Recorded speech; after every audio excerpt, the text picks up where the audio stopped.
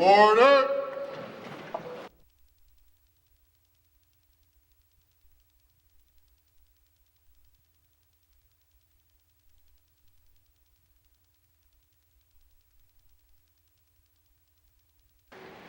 O God, may your spirit and guidance be in us as we work for the benefit of all our people, for peace and justice in our land, and for the constant recognition of the dignity and aspirations of those whom we serve. Amen.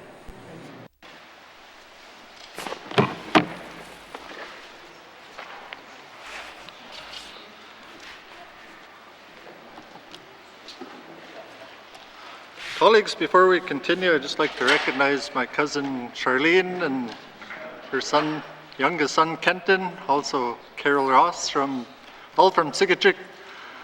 Welcome to the house. Kenton's nickname is Dennis the Menace, but I don't know why. Welcome to the chamber. I hope you enjoy the day. Merci. Minister statements. Ministers. Madame Premier. Thank you, Mr. Speaker. Mr. Speaker, homelessness is a complex, multifaceted tragedy experienced by many individuals and families in the Northwest Territories and is an epidemic across Canada. It was my desire to see our government do more for our most vulnerable residents, including those who experience homelessness, that led me into politics. I'm very proud to say that later today, I'll table A Way Home, a comprehensive strategy to address homelessness in the Northwest Territories. Mr. Speaker, the factors that lead to homelessness are often complicated and nuanced, as are the supports needed to prevent it and help those living in it. Our government recognizes the need for a more integrated approach to addressing homelessness. This is why we've committed to developing a whole-of-government strategy to address homelessness in the Northwest Territories. Mr. Speaker, there's no one-size-fits-all solution that will prevent and end all homelessness in the Northwest Territories. To develop and implement person-centered solutions, we must commit to working together with multiple N.W.T departments and with Indigenous and community partners. We have the knowledge and the expertise and many of the programs and services needed to significantly reduce homelessness by addressing the factors that lead to homelessness. Mr. Speaker, this document incorporates the feedback received on the draft homelessness strategy tabled on March 30th, 2023. I'd like to thank the Indigenous governments, community governments, non-governmental organizations, private industry stakeholders, and members of the public for their contributions to this long-awaited strategy. I'd also like to thank the Standing Committee on Social Development for their thoughtful feedback on the draft strategy and for their recent report on homelessness prevention, which helped inform the actions outlined in this strategy. This strategy sets out the path towards strengthening our collective efforts to addressing homelessness and to providing better support to individuals and families experiencing or at risk of experiencing homelessness. The strategy identifies actions that we can take to practically address homelessness in all its forms, including enhancing supports for those at risk of becoming homeless and improving person-centered services for those experiencing chronic homelessness. The ultimate goal proposed by this strategy is to support all communities in the Territory to achieve functional zero homelessness. A functional zero objective recognizes that while we cannot expect homelessness to be fully eradicated, we can take action to ensure that homelessness is prevented wherever possible, and when individuals and families do experience homelessness, it's brief, rare, and non-reoccurring. Mr. Speaker, our continued collaboration with community partners is essential for achieving these goals. The actions identified in the strategy recognize the important contributions of Indigenous, community, and non-governmental partners in implementing people-centered solutions. The Government of the Northwest Territories has an important role in supporting these partners across the Territory as they continue to identify and implement local solutions that address homelessness. In addition to identifying the need for better collaboration with partners, this strategy acknowledges the need for improved coordination of the Government of the Northwest Territories programs and services. It outlines the importance of ensuring that these programs and services align with the needs of the territorial residents and communities. The Government of the Northwest Territories program design and service delivery should not be a barrier to access. Mr. Speaker, a home is more than just a roof over your head. It's a connection to the land and the water, culture and family. This strategy recognizes the need to honor individuals' agency, dignity, and strengths, and to connect them with the culturally safe support they need. I would like to once again express thanks to Indigenous governments and organizations, community governments, non-governmental partners, and the public for their contributions in developing this strategy. I look forward to continuing to work alongside all of you to make meaningful change through our collective efforts to address homelessness in the Northwest Territories. Merci, Mr. Speaker. Thank you, Madam Premier. Minister statements. Minister statements. Minister responsible for housing N.W.T. Mr. Speaker, we know that no single government can effectively address housing issues in the Northwest Territories on their own. Therefore, in order to be successful, our government continues to build partnerships with Indigenous governments, community governments, private companies, the Government of Canada, and non-governmental organizations. One of our partnerships with a prominent non-governmental organization is with Habitat for Humanity. Habitat for Humanity is a global organization that works towards stable, affordable housing with the help of sweat equity. Mr. Speaker, Housing N.W.T's partnership began with them in 2013 and has so far resulted in 6 completed houses located in the communities of Hay River, Deda, and Yellowknife. 3 more are currently being under constructed in Yellowknife, and a plan for additional 4 over the remainder of our current arrangement will ideally be in other communities. In addition, financial support, Housing N.W.T is donating a residential lot to the nonprofit organization with a plan to build 2 duplexes. As Habitat for Humanity expands beyond Yellowknife, Housing N.W.T staff have supported them by working with partners to identify land, possible partners for in-kind donations, since the NGO relies heavily on supports from businesses and communities. Housing N.W.T has contributed $450,000 to Habitat builds to date and will continue to support other builds that are being planned. Mr. Speaker, the most recent Habitat for Humanity project was completed in Hay River, where a deserving family moved into their new home earlier this month. I hoped I would have been able to officially welcome them into their new home in June as a part of a key ceremony. However, due to the fire situation, this ceremony is now delayed. Therefore, today I'm happy to congratulate the family on their new home and hope to be able to participate in a rescheduled key ceremony once the date is chosen. Additional ceremonies will be held for clients when the 3 homes are under construction and are completed as well. These key ceremonies are an exciting opportunity and mark a huge milestone for clients to take home ownership to a brand new home.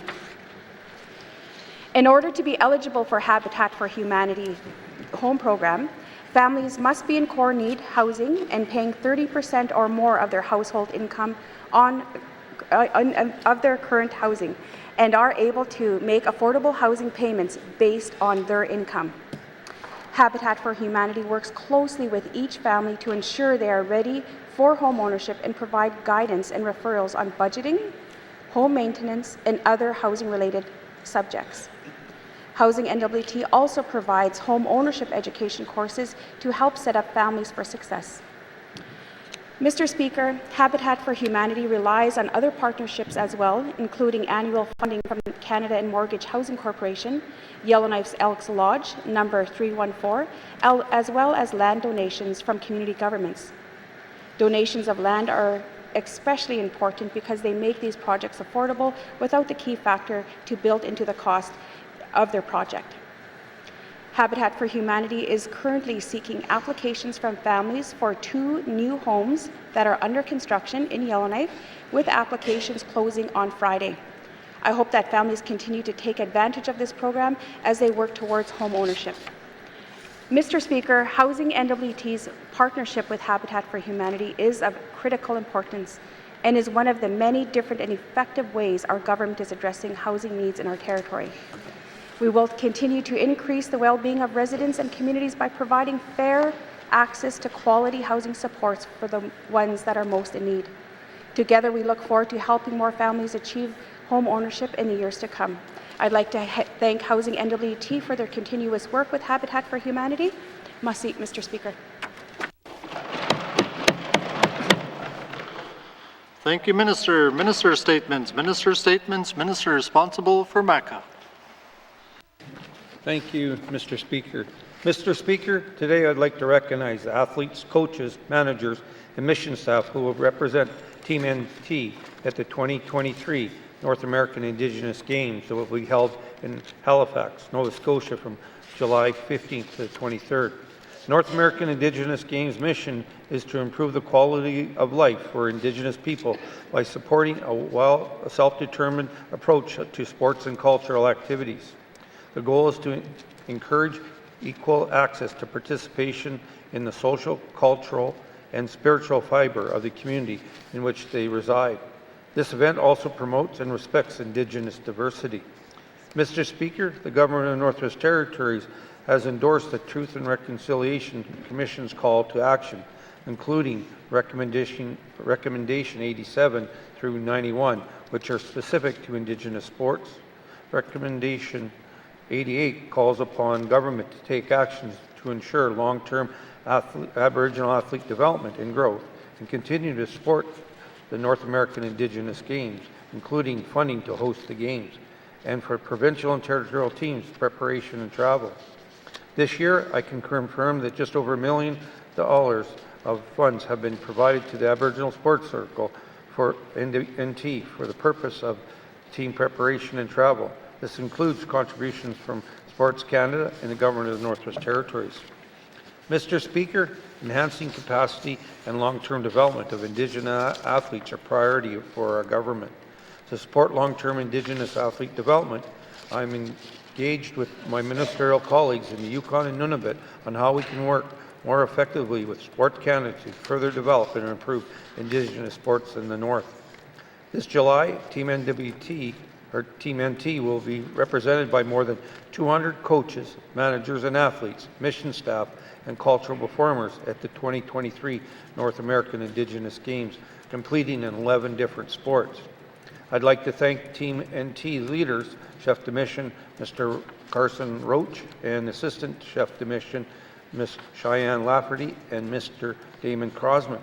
And thank you also to all the mission staff for your support. In addition to Team N.T, the N.W.T is pleased to support the N.W.T Youth Ambassadors Program at these games. This program also offers a wonderful volunteer experience for youth at major territorial, national, and international events in which participants work to develop life and job skills. There are 11 youth volunteers in the N.W.T Youth Ambassadors Program, ranging from 16 to 23 years old, from 9 different communities across the territory.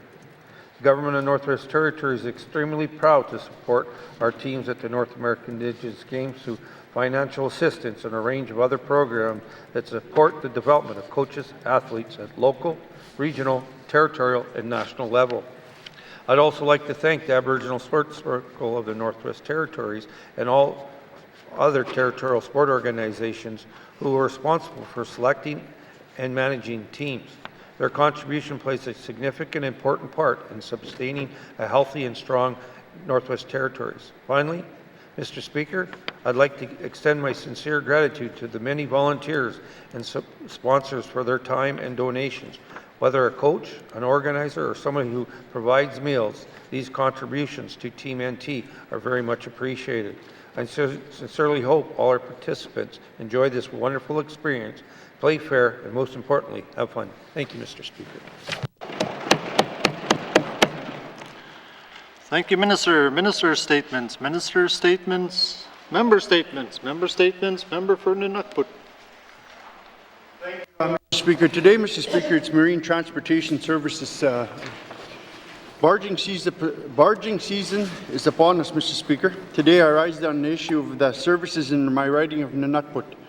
I've spoken on this issue many times in the House. The sea lift is an essential lifeline to my constituents. It brings the fuel, food, vehicles, and building materials for the year. This depends on the rest of the whole year, so it saves them from flying in goods. Mr. Speaker, I look at the sailing schedule and I'm concerned. Last year, MTS stopped accepting cargo July 14th. This year, it's accepting cargo until July 20th.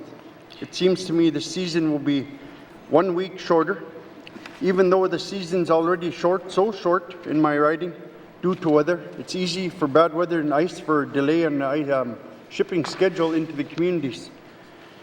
And of course, Mr. Speaker, last year's barge into Sachs Harbour did not make it into the community due to high winds on the Beaufort Sea that turned the ship around. So, Mr. Speaker, why, after last year's failure, this season starting even later, we can't afford ourselves in the same situation as we had last year? And I'm really concerned, Mr. Speaker, in regards to the shipping season in my riding. So many people rely on it, and the high cost of everything that's gone up over since the carbon tax kicked in. It's affecting all families right across the north. And I'm wondering if I'll have questions for the minister at the appropriate time on enlightening us in regards to the schedule and making sure that the services are met in the communities I represent. Thank you, Mr. Speaker. Thank you, member for N.W.T. Member statements. Member statements. Member for Yellowknife North. Thank you, Mr. Speaker. The last few months of a session are a series of mixed emotions. Projects you've been yelling about for years all of a sudden finish, and you find yourself sighing in relief, but also wondering, why was that so hard? And then, Mr. Speaker, projects that you were really hoping would get done, well, it turns out they're not going to get done, and another assembly will have to yell about them for more years. And Mr. Speaker, there's one project above all that I would like to see completed before I leave this session. Not removing Walmart from BIP or opening the DMV on Saturday, Mr. Speaker. And I believe the Minister of Housing might share this priority, and that is opening the Fort Good Hope Senior Centre, Mr. Speaker. Because in March 2021, we had an official grand opening of the Senior Centre in Fort Good Hope, and the Minister cut the ribbon, but it did not open. And so in the fall of 2021, the Minister said, well, it should be completed by March 2022. March 2022 came and went, and it became April 2023, Mr. Speaker. And then, last month, the Minister said it would open in June 2023. Well, Mr. Speaker, June is tomorrow, so I'll have questions for the Minister of Housing about whether we are finally going to open the Fort Good Hope Senior Centre. Thank you, Mr. Speaker. Thank you, member for Yellowknife North. Member statements. Member statements. Member for Thabacha. Thank you, Mr. Speaker. Mr. Speaker, I've spoken numerous times in this House about the issue of homelessness and the fact that Fort Smith, despite being the fourth largest community in the N.W.T, is without a homeless shelter. Mr. Speaker, preventing and reducing homelessness in the N.W.T is an extremely important issue, and it is something that has not only the capital has to deal with, but the regional centres are also increasingly feeling the pressures of rising homelessness as well, which is a very troubling trend that must be understood and addressed. Mr. Speaker, wait lists for public housing are always sky high, and it's the exact same way for every community in the Northwest Territories. I've heard of stories of some people living in tents waiting for months and years on end to get a home. I've heard of people living in territorial parks at campsites during the summer months waiting to get a home. And I've even heard some people who are so desperate to get a home that they're willing to literally camp outside of a housing N.W.T office just to raise some attention to their dire situation. I've also heard of countless people who are couch surfing, and sometimes the small families who are doing that, who stay under any roof they can just to get by. And it is people like that whom I've just described is what we will call invisible homelessness, which is a type of homelessness that is not often considered as being homeless. Mr. Speaker, homelessness, no matter who it is, Whether it be a young, a youth, a single parent, a whole family, it's a major issue that this Assembly has not properly addressed. I also know there have even been some very well thought out proposals given to Housing N.W.T. from groups in Fort Smith, which contain some great solutions in addressing homelessness. The tiny home pilot project from Salt River First Nation did not receive support from Housing N.W.T., which I am still unsure why. In closing, Mr. Speaker, I know that in the supplementary appropriation bills that the House is passing this week has $2 million for emergency homeless shelters. So I hope that some of those funds will be used in Fort Smith to help address some of the need in my community on this issue. I will have questions for the Premier at the appropriate time. Thank you, Mr. Speaker. Thank you, Member for Thabatcha. Member statements. Member statements. Member for N.W.T. Thank you, Mr. Speaker. Mr. Speaker, dental services in the Northwest Territories is very different depending on where you live. It also depends on what dental coverage you have. For example, if you work for a business with benefits or with a GNWT, you get dental insurance to cover you and your family. If you're First Nations and hold a status card, or if you're Inuit and registered with your Inuit organizations, you are covered under non-insured health benefits. If you're a Métis, Indigenous to the N.W.T. and living in the N.W.T., then you're covered by the GNWT program Métis benefits, which is equivalent to NHB. But Mr. Speaker, if you're non-Indigenous and you have no dental coverage, it's at your own cost. But recently, the federal government has made a program where you can apply to Canada for the interim Canada dental benefit for families earning less than $90,000 a year. Although this is great, again, this is Ottawa doing a great thing, but not realizing the struggles that we have in the north. This doesn't cover travel to the nearest dentist, especially when you have no dentist or dental services in your community. Mr. Speaker, years ago, most schools had dental therapists or regional dental therapists that traveled to the communities, and that was the main dental prevention provider outside the capital and some regional centres that had private clinics. I'm very glad that they were there because I still have my teeth thanks to them. Mr. Speaker, even before COVID, dental prevention has been a struggle in the Northwest Territories, and since COVID, dental services has been non-existent in many communities. Mr. Speaker, we as a government need to do better in dental prevention services. We need to be working closely with the federal government. We need to come up with a better plan to provide these basic services, especially to all our children, youth, and adults in N.W.T. And I will have questions for the Minister of Health and Social Services. Thank you. Thank you, Member for N.W.T. Lakes. Member statements. Member statements. Member for Deschutes. Mr. Speaker. Mr. Speaker, today I want to speak about skilled trade safety certifications. This is a topic I hear about frequently from my constituents and employers. The skilled trades in construction work come under a number of safety hazards that could be seriously harmful. Employers like local construction companies look for and often require specific safety certifications to hire employees. Generally, training for safety certifications provides knowledge of basic procedures and processes to ensure that an individual can competently and safely perform a work duty or activity. For example, fall protection training teaches proper use of equipment to keep a person safe while working at heights. This is important in my region as more and more communities are building homes and have construction projects they are working on. I understand why employees need safety certifications. I do not understand why safety certificates need to be renewed as quickly as 1, 2, or 3 years. Mr. Speaker, in small communities, safety training and employment opportunities are few and far between.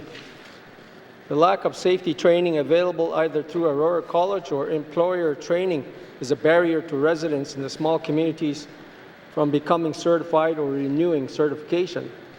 This means that people cannot access training and therefore do not have the safety certification requirements for employment.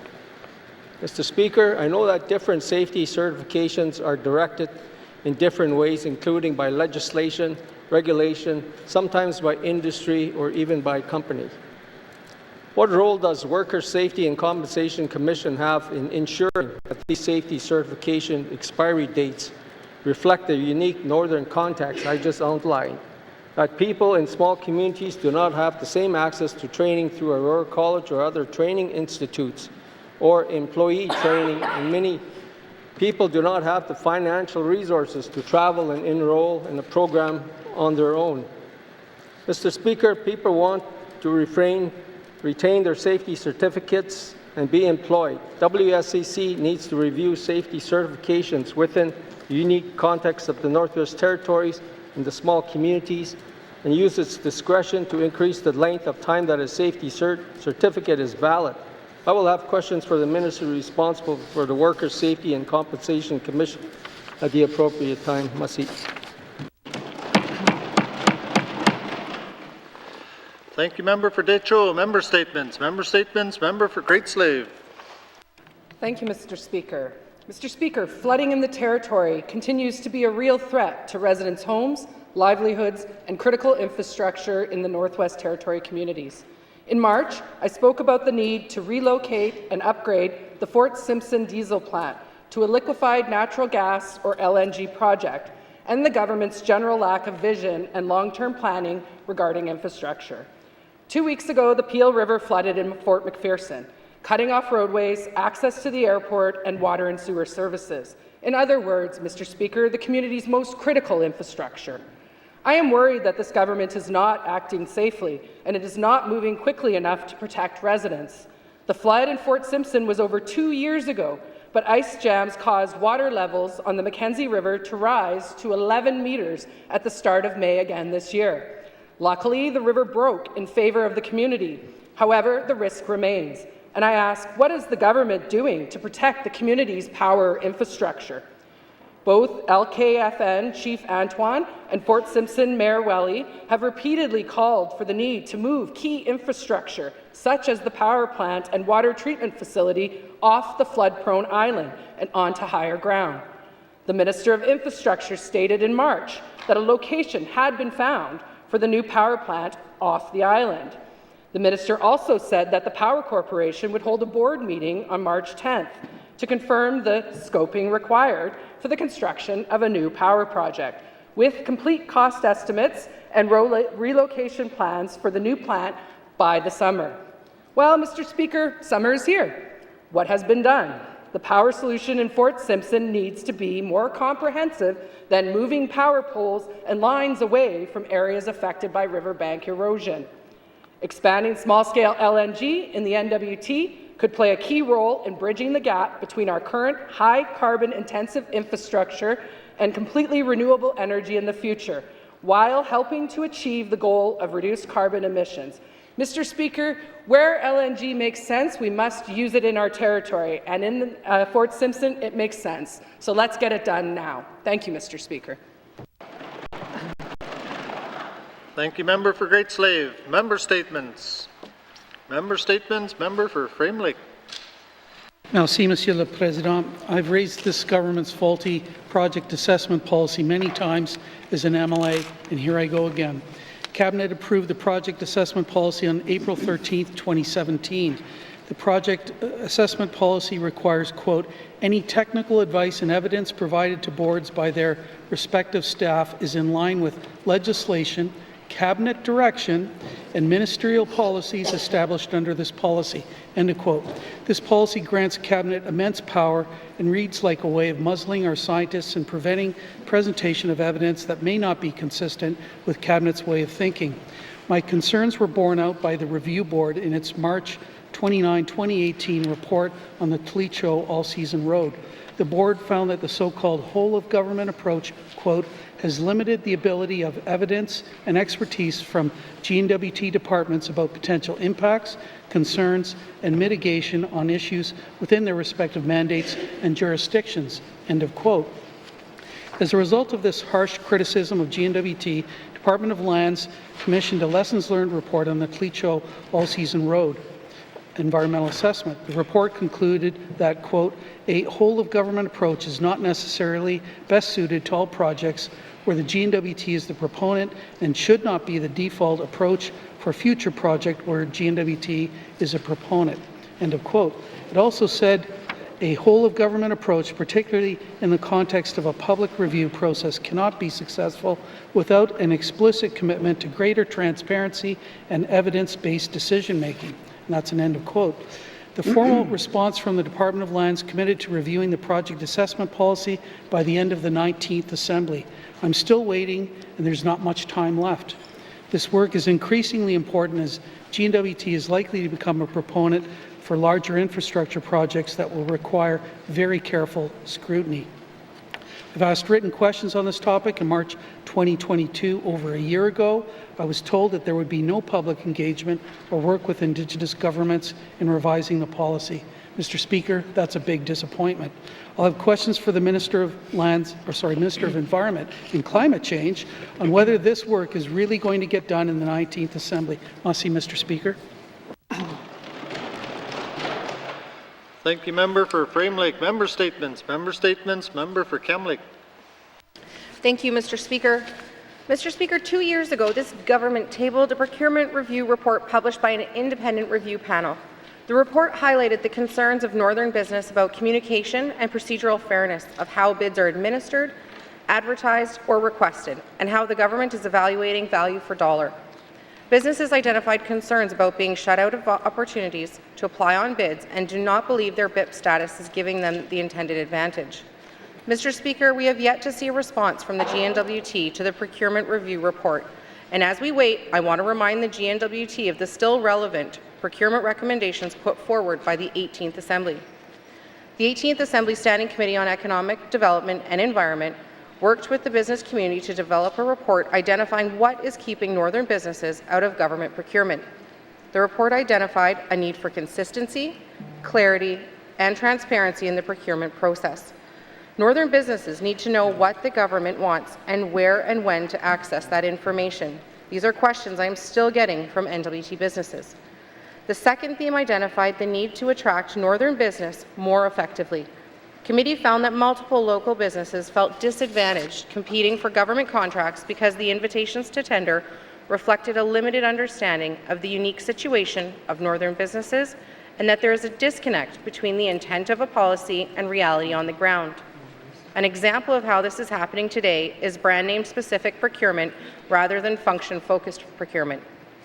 The committee suggested the G&W.T include Northern hire requirements in contracts, ensure local businesses know about opportunities under $25,000, divide large projects into smaller ones, and adopt solutions to increase competitiveness of Northern businesses. The third theme identified a need for the G&W.T to better understand N.W.T business capacities. I've spoken with Northern businesses passed over for work after being told they did not have the capacity to execute the contract, only to be hired in turn by Southern businesses chosen by the N.W.T. This is just giving N.W.T dollars to Southern businesses to allow N.W.T businesses the honour of working in their own territory. The fourth theme is support related. We need to ensure the government is supporting the growth and success of Northern business through mechanisms that support prompt payment and the importance of shop local that I spoke to last week. Mr. Speaker, it's been 4 years since this report was tabled, 3 years since I originally delivered this member's statement, and 2 years since the procurement review was complete. It is time we see the response and results of these efforts. Thank you, Mr. Speaker. Thank you, member for Cam Lake. Member statements. Member statements. Member for Tunadee-Willoughby. Thank you, Mr. Speaker.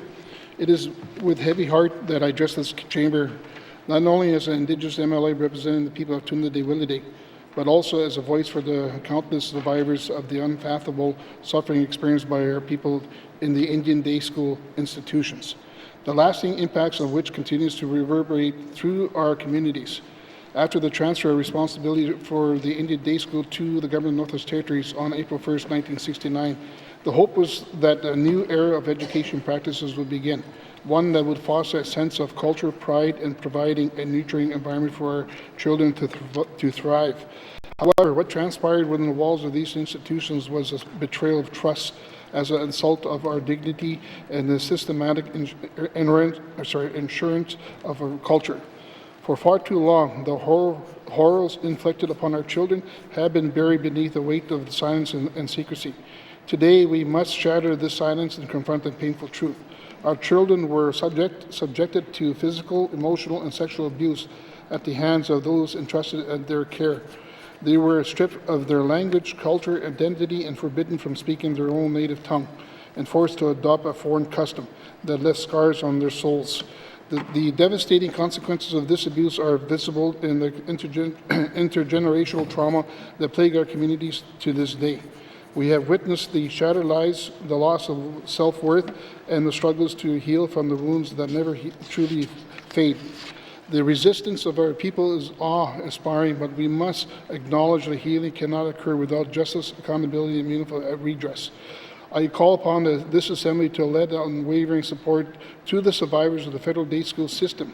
We must see that the N.W.T acknowledged the abuse that took place on its watch after April 1st, 1969, and take full responsibility for the harm that was caused by the Catholic and Anglican Church, who were on contract to the N.W.T for 16 years before the Catholic Church and Anglican Church contract expired with the N.W.T. There can be no more excuses, no more attempts to evade culpability today. We must hold these institutions and our own government accountable for their actions or lack thereof in protecting our children and preserving their cultural heritage.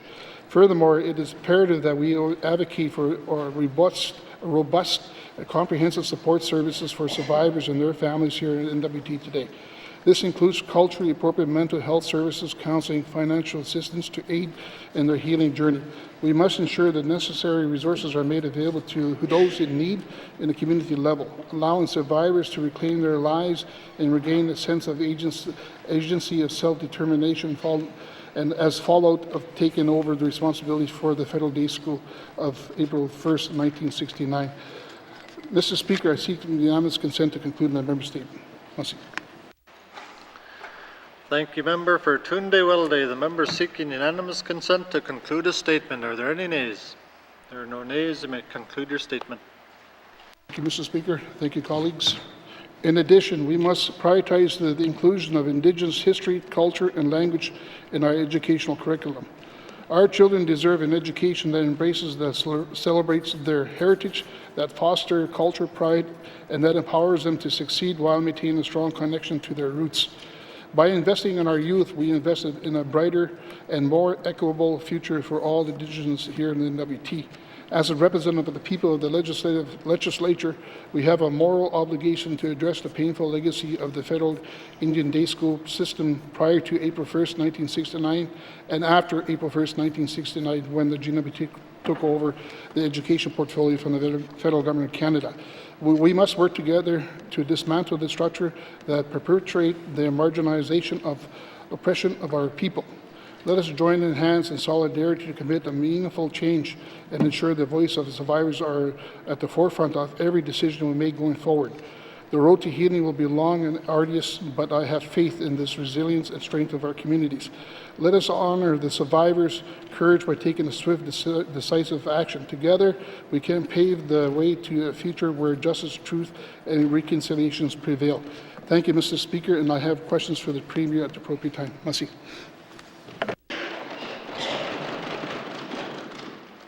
Thank you, Member for Tunde-Weldy. Member statements. Member statements. Member for Nahende. Thank you, Mr. Speaker. Mr. Speaker, I rise in the House today to speak about an amazing opportunity for youth and a date show, thanks to N.W.T Judo Association and the DDEC. As I witnessed in a couple of the schools in the Nahende, there's a great deal of excitement growing around this program for the youth. I can say the youth get so excited when they see the instructor in the school. With the incredible support of the DDEC, the N.W.T Judo Association has created a judo program for the entire region with full-time coaches currently in Fort Simpson and Fort Liard, with a third on the way for the community of Fort Providence. The goal of this program is to provide kids with physical literacy, build their self-confidence, and more importantly, have fun. Judo teaches important life skills like how to fall safely and create a safe environment to physically interact with your peers. One of the principles of judo is JTTO, sorry, I probably destroyed that, meaning mutual welfare and benefit, and the students are very quick to help each other when learning a particular skill when it's challenging. Not only have we witnessed excitement from the students, but numerous teachers in the school are excited to watch the children participate in class. And in many classes, they have participated in classes themselves. To watch the students help their teachers learn to perform a break fall is amazing, as they quickly beam with pride getting to play the role of teacher briefly.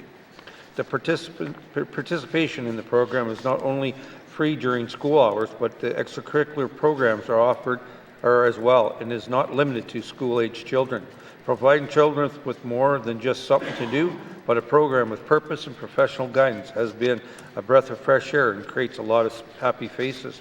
In the past year, N.W.T. Judo Association held regional gatherings in Yellowknife, Fort Simpson, and N.W.T.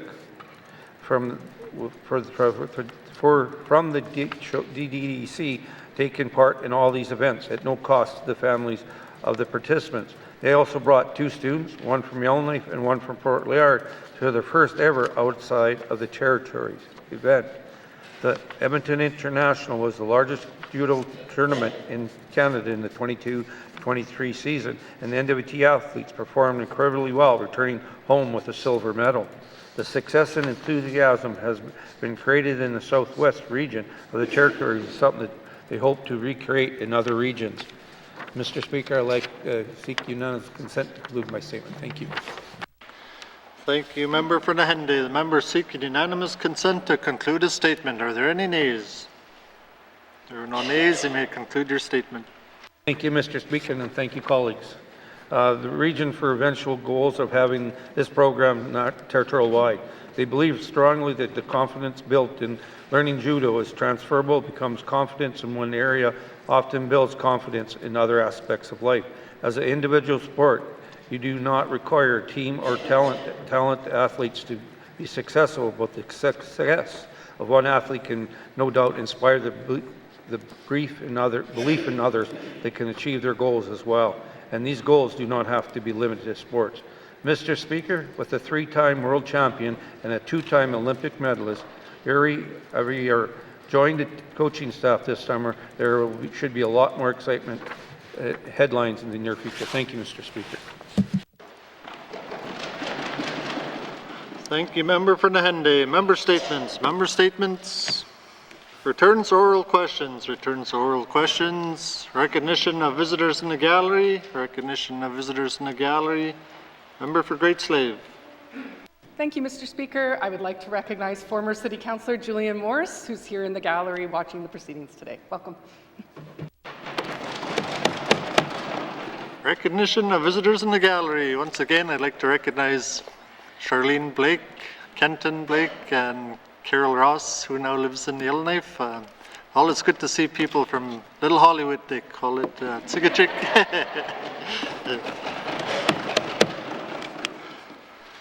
Recognition of visitors in the gallery. Recognition of visitors in the gallery. Acknowledgements. Acknowledgements. Oral questions. Oral questions. Member for N.W.T. Thank you, Mr. Speaker. Mr. Speaker, my member statement today was in regards to shipping with MTS in regards to servicing the N.W.T. communities. Last year's shipment, again, Mr. Speaker, did not make it to Sachs Harbour, and the goods were left in Baltic. Many of the goods were flown into the community at no cost to the residents, which I'm really grateful for the department for doing that. But, Mr. Speaker, there's still goods sitting in Polituk that was, so it's an unfinished delivery. Can the minister tell the House when all the goods from last year will make it into Sachs Harbour? Thank you, Mr. Speaker. Thank you, Member for N.W.T. Minister responsible for infrastructure. Thank you, Mr. Speaker. Mr. Speaker, the member is correct. We had a delay in shipping some of the goods to Sachs Harbour. We did that for the reason to prepare our sailing season for this year. So we had a pause, and now we're continuing to deliver some of the supplies back. Thank you, Mr. Speaker. Thank you, Minister. Oral questions. Member for N.W.T. Thank you, Mr. Speaker. Mr. Speaker, the sailing schedule for this year for the communities is extended by a week. I'm really worried in regards to, are the goods going to be able to make it into the communities this year? And will they be brought in earlier and then trying to service contracts and putting our people first? Thank you, Mr. Speaker. Thank you, Member for Nunavut, Minister responsible for infrastructure. Thank you, Mr. Speaker. Mr. Speaker, I just want to share a few updates with some of the work that's underway to get ready. Engineers have been brought back early to be able to perform routine maintenance, as well as reactivate the vessels in Cambridge Bay and Polytech. Engineers and other workers in Tuktoyaktuk are also preparing Nunavut and Kellyo for reactivation. Mr. Speaker, we are set on our targets for sailing season. Thank you, Mr. Speaker. Thank you, Minister. Oral questions. Member for Nunavut. Mr. Speaker, last year the Minister said to the House that there would be a post-season evaluation. I understand that what went wrong to prevent the sailing schedule from last year. Considering the evaluation, can the Minister assure this House MTS will reach all communities in Nunavut earlier than August this year and stick to the schedule? Thank you, Mr. Speaker. Thank you, Member for Nunavut, Minister responsible for infrastructure. Thank you very much, Mr. Speaker. Yes, we've made improvements. We have our lessons learned report. The plan is for our tugs to leave August 15th from Tuk, and we're hope to get the Inuvialuit Settlement Region communities by the end of August. That's our plan, Mr. Speaker. However, having said that, we are faced with some challenges including the fire in Hay River, for example. That set us back 10 days. Thank you, Mr. Speaker. Thank you, Minister. Final supplementary. Member for Nunavut. Thank you, Mr. Speaker. Mr. Speaker, there is vessels in the Beaufort Delta, in the Beaufort. I just want reassurance that that the Minister and the Department make sure that the goods in regards to, for the communities.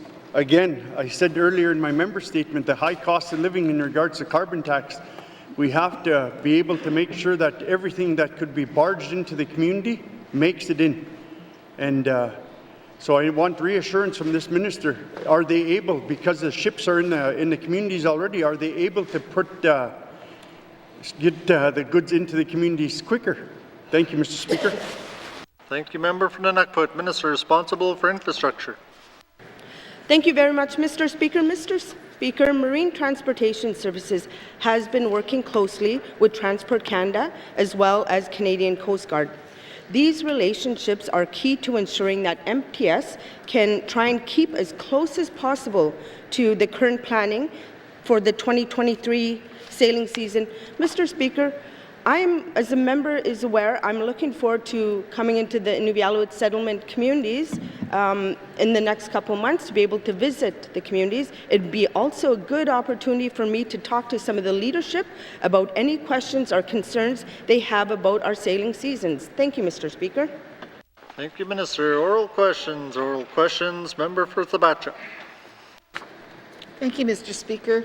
Mr. Speaker, can the Premier tell us if Cabinet's new homelessness strategy, titled A Way Home, a comprehensive strategy to address homelessness in the Northwest Territories, which will be tabled later today, will actually reduce the number of homeless people in the N.W.T? Thank you, Mr. Speaker. Thank you, Member for Thabacha. Honourable Premier. Thank you, Mr. Speaker. I think that yes, the hope is that with having a homelessness strategy that we will reduce the number of homeless people in the Northwest Territories.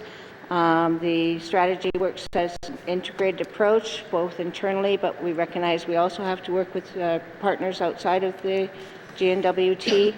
Not only are we looking at trying to alleviate some of those that are potential of being homeless, but also to address chronic homelessness so that people that are homeless will not be living on the streets for 10, 20, 30 years, as I've seen in my experience. We do know that homelessness will never be eradicated completely, but this strategy is to try to lessen the chances that people will become homeless and lessen the time that people will be homeless. Thank you, Mr. Speaker.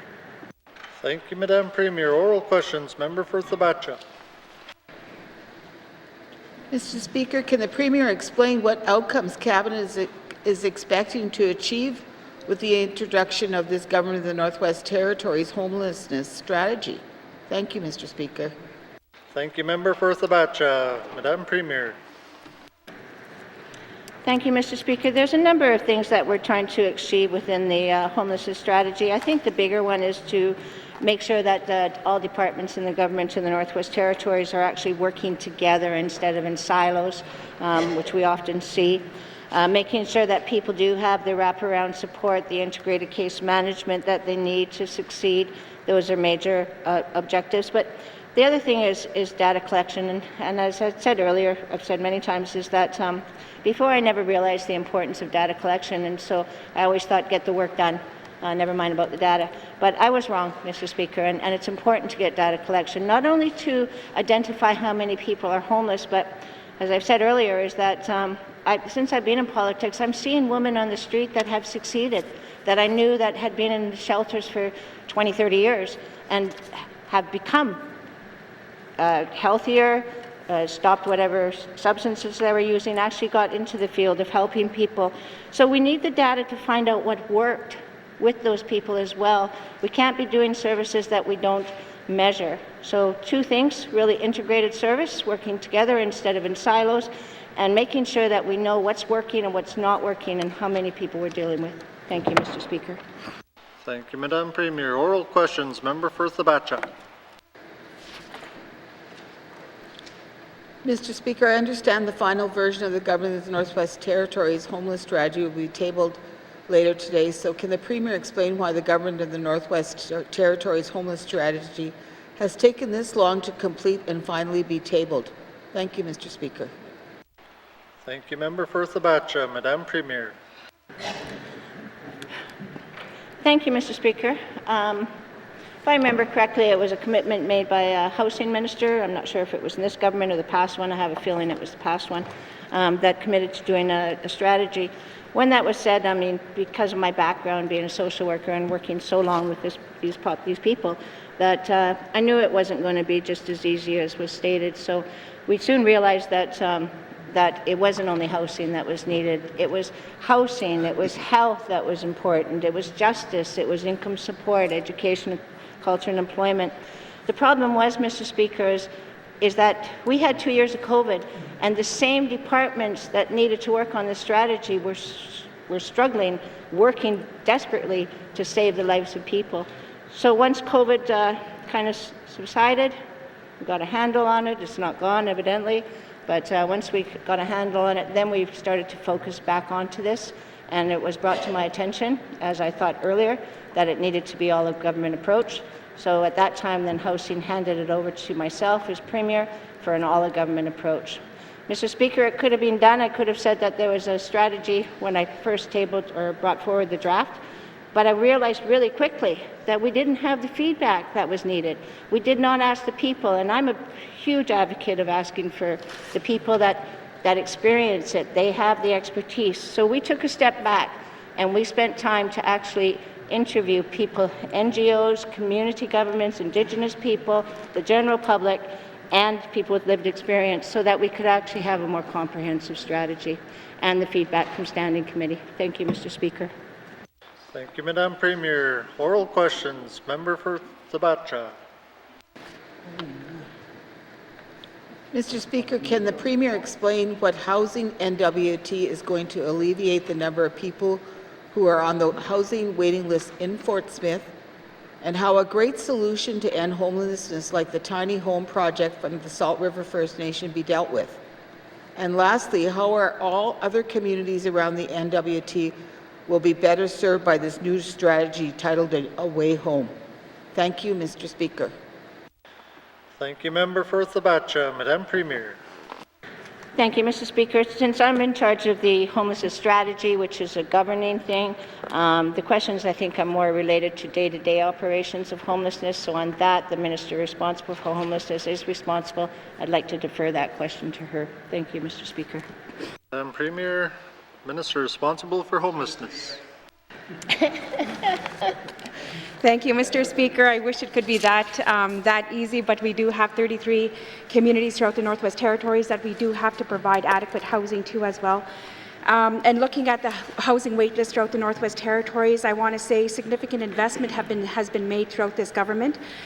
For the members' riding, we do have, just a second, sorry. We do have 3.1 million that will be invested into the members' riding for this current year delivery, and constructing 4 public housing units and repairing 41 housing units and 542,000 for home ownership repair.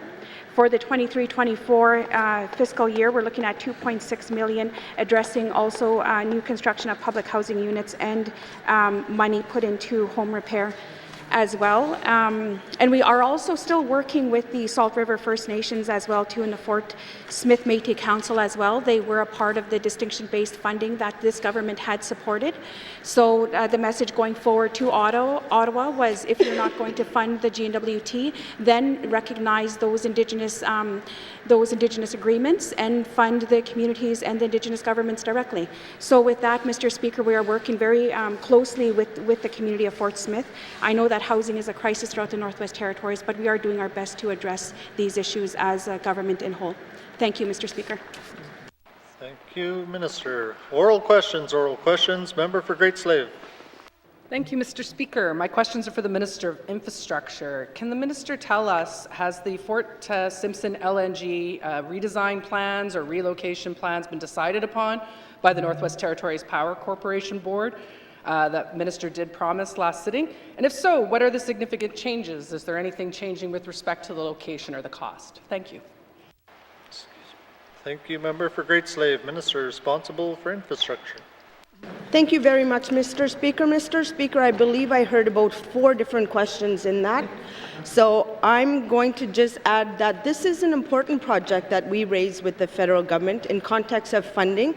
Mr. Speaker, the Department of Infrastructure and Northwest Territories Power Corporation continue to assess the optimal project approach, which will form a future federal funding application to the feds. Thank you, Mr. Speaker. Thank you, Minister. Oral questions. Member for Great Slave. Thank you, Mr. Speaker. So if I think I'm hearing right, that means that we actually have not put in the ask yet to the federal government for more money, which I was under the impression through the last few sittings that when the plant did not go ahead last fall, like when I asked, that it was because the government was getting more money. Can the minister clarify whether or not they have gone for more money for the LNG plant, or are they still preparing the application? Thank you. Thank you, Member for Great Slave. Minister responsible for infrastructure. Thank you very much, Mr. Speaker. Mr. Speaker, we have funding for the LNG storage and power plant. However, we need to secure funding to move the current plant off the island. Thank you, Mr. Speaker. Thank you, Minister. Oral questions. Member for Great Slave.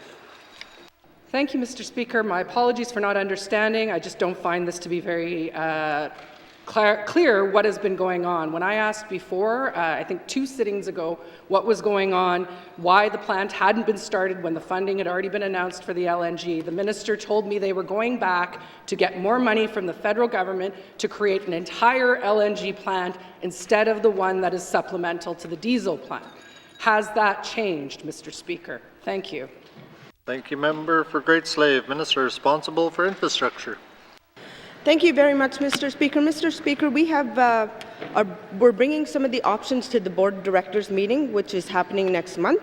That meeting will be able to determine some of the options and some of the federal funding that we need to apply for. Thank you, Mr. Speaker. Thank you, Minister. Final supplementary. Member for Great Slave. Thank you, Mr. Speaker. Mr. Speaker, I guess I am confused, but I did think that we were already in the path of getting more money. What I'm hearing does sound like it's now going to be at least a couple more years before there's any shovels in the ground on this project. And I can tell you 100% that that diesel plant is not going to make it 5 more years at minimum. The road has already been eroded away leading up to the side of it, and once you are not able to drive beside the road, you have safety issues in even accessing the site. So can the minister please tell me what she is doing to accelerate this project so that the people of Fort Simpson are not without power in 4 years? Thank you, Mr. Speaker. Thank you, Member for Great Slave. Minister responsible for infrastructure. Thank you very much, Mr. Speaker. Mr. Speaker, the Power Corporation and infrastructure are working together to ensure that we have power in the community. And, you know, as a result of our meeting next month, I'm sure we would progress some of the plans. Thank you, Mr. Speaker. Thank you, Minister. Oral questions. Member for Decho. Mr. Speaker. Mr. Speaker, my question is related to my member's statement on the trade safety tickets and their expiry dates. Can the minister responsible for the Worker Safety and Compensation Commission explain what organization or regulating bodies determine how long a certification is valid for, and is there a rationale provided for that length of time? As a hypothetical example, why would chainsaw safety be valid for 3 years and another safety certificate be valid for 5 years? Masi. Thank you, Member for Decho. Minister responsible for Worker Safety Compensation Commission. Thank you, Mr. Speaker. The determination of the certificates expire is at the discretion of the developer or provider, and often with the input from the relevant associations or committees such as Canadian Standards Association. Expiration dates are usually based on extensive research that are put into the competencies of that person being trained. Some of the areas that are considered when setting expiration dates may be the risk of the work, how often is this task performed, how often do practices change in order to keep the training up to date. The differences between the length of the certification is related to the competencies. Evidence of the association or committees show that the person will lose their knowledge and gain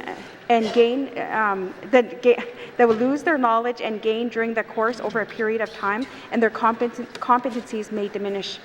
Best practices and technology changes are considered. Shortened certification requirements help to ensure training is kept up to date. Thank you, Mr. Speaker. Thank you, Minister. Oral questions. Member for Decho. Mr. Speaker.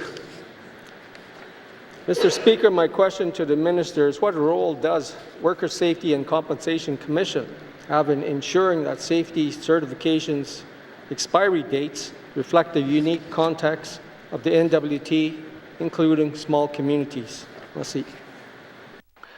Thank you, Member for Decho. Minister responsible for WSCC. Thank you, Mr. Speaker. Outside of first aid, WSCC does not have a role in the certification expiry dates. This would be the discretion of the provider, such as the Northern Safety Association or other safety certificate providers. Merci, Mr. Speaker. Thank you, Minister. Oral questions. Member for Decho. Mr. Speaker. Mr. Speaker, can the Minister explain if it is possible for an individual to have the expiry date for their safety certificates extended beyond the expiry date without having to retake the course? Merci. Thank you, Member for Decho. Minister responsible for WSCC. Thank you, Mr. Speaker. The only time this had occurred was during COVID, when the person training was not able to be granted an extension under those circumstances. But other than that, first aid, which is legislated, is the discretionary decision made by those who have developed and provided that specific training. Thank you, Mr. Speaker. Thank you, Minister. Final supplementary. Member for Decho. Merci, Mr. Speaker. Mr. Speaker, when one takes a chainsaw safety training course, you learn the safety aspects surrounding the use of the chainsaw. You learn to fall the tree safely, when to use emergency chain lock, using Teflon chaps, safety glasses, and a helmet. So next time you take the course 3 years later, it is all the same. The same thing with taking fall arrest training, elevated work platform training, confined spaces training, and first aid. Can the Minister engage WSCC to look into removing the expiry dates for all safety tickets? Merci. Thank you, Member for Decho. Minister responsible for Worker Safety Compensation Commission. Thank you, Yeah, thank you, Mr. Speaker. Sorry. I'd have to bring this back to WSCC, but I want to assure the member that we don't offer those training certificate programs for smaller communities, and the programs that he has identified, and looking at those terms and the expiry dates of those as well too, that we don't have a say on when those certificates are going to be expired, because we don't offer those programs. Thank you, Mr. Speaker. Thank you, Minister. Oral questions. Member for Kamloops. Thank you very much, Mr. Speaker. Mr. Speaker, my questions today are for the Minister of Health and Social Services. I want to continue the conversation that the member for Tabacha started today in regards to homelessness, and I'd like to specifically focus on youth, and specifically youth who are exiting the care of the government and who are entering homelessness. Mr. Speaker, given the disproportionate representation of youth from or in the Child and Family Services system experiencing homelessness in the N.W.T, will Health and Social Services provide a dedicated navigator to solely provide wraparound care to youth who have aged out of care or are transitioning to independent living? Thank you very much, Mr. Speaker. Thank you, Member for Kamloops. Minister responsible for Health and Social Services. Thank you, Mr. Speaker. Mr. Speaker, I appreciate the question. I remember the member's statement, and I wanted to localize the number of youth who have applied for support services agreements related to their housing situation. In 2021, that was 18 youth who applied for that out of a total of 68 youth who were in that program. What I want to say is that, as the member may remember, the Child and Family Services Action Plan is currently bridging between two plans, but the new plan, which will be publicly released in August, will have a dedicated focus on youth supports, as you might expect. And as part of this plan, the department is considering piloting specialized positions, which will, of course, be subject to funding through the business plan process. So we're interested in the member's recommendation as we work to provide better services to youth who are homeless. Thank you. Thank you, Minister. Oral questions. Member for Kamloops. Thank you very much, Mr. Speaker, and I appreciate that from the Minister. Mr. Speaker, other jurisdictions have acknowledged the challenges of youth exiting government care by creating legislation, policies, and resources to directly help youth transition from care. There are some creative solutions out there that help address this. One example that I wanted to highlight in the House today is AgedOut.com. It's a webpage dedicated to BC young adults who have aged out of government care, and I really highly recommend people take a look at it. Even within this website, Mr. Speaker, youth can apply for low-income housing. The application is right there online, among many other resources. So I'm wondering if the GNWT will work with Homebase YK and the Foster Family Coalition to build resources for youth aging out of care to strategically stop the cycle into homelessness. Thank you. Thank you, Member for Kamloops. Minister responsible for Health and Social Services. Thank you, Mr. Speaker. Mr. Speaker, our concern is for youth who have some interaction with the Child and Family Services. I think the youth homelessness issue is bigger than that, and it does require a number of parties to come to the table to try and understand the scope of the problem and what the solutions are. I know that there are some resources available now. I'm not familiar with where the gaps are, but that is something that would obviously be useful not only here in Yellowknife with the largest homelessness population, but in other regional centres. Thank you. Thank you, Minister. Oral questions. Member for Kamloops. Thank you very much, Mr. Speaker. Mr. Speaker, my question was specific to youth aging out of care. Even when I was putting together my questions for today, I actually spent a lot of time looking around on the Health and Social Services website. It's information about what youth have access to as far as funding or support, access to housing. None of this is available online. So any youth who's exiting care that wants autonomy and being able to figure out what services they have available, this doesn't exist right now. And it certainly doesn't exist in a venue that is targeted directly to these youth. And so that is exactly what I'm asking for, is resources specific to youth aging out of care.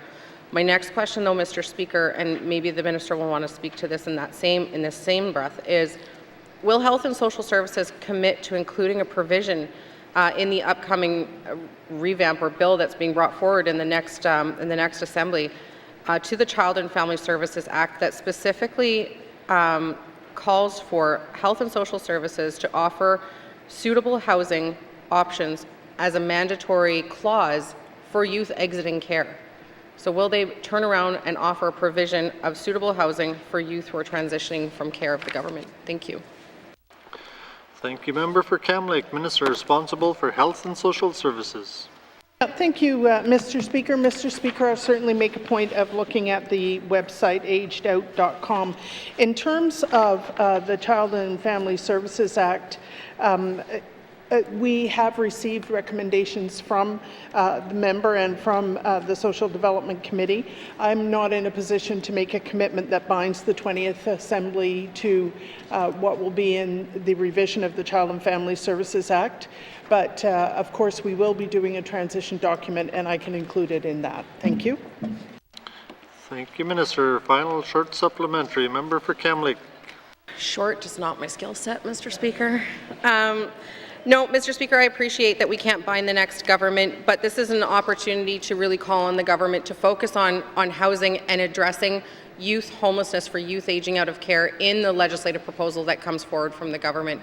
And I think that this is something that's needed when asking, we heard a question today about whether or not this homelessness strategy is actually going to solve homelessness. This is something very specific and very strategic that the government can do to address homelessness. And so I highly recommend doing this. I guess what I'd like to leave this with is, will the government, as part of their business plan that's coming forward in August, include a youth aging out of care focused portal where youth can actually access resources, information, applications in order to have control in their lives as they're aging out of care and understand what they are able to access in order to make that transition smooth and successful. Thank you. Thank you, Member for Cam Lake. Minister responsible for Health and Social Services. Yeah, thank you, Mr. Speaker. Mr. Speaker, that would be a great topic to bring up with the 20th Assembly, who will be doing the next business plan for the 24-25 fiscal year. I think that some of this is a coordination effort.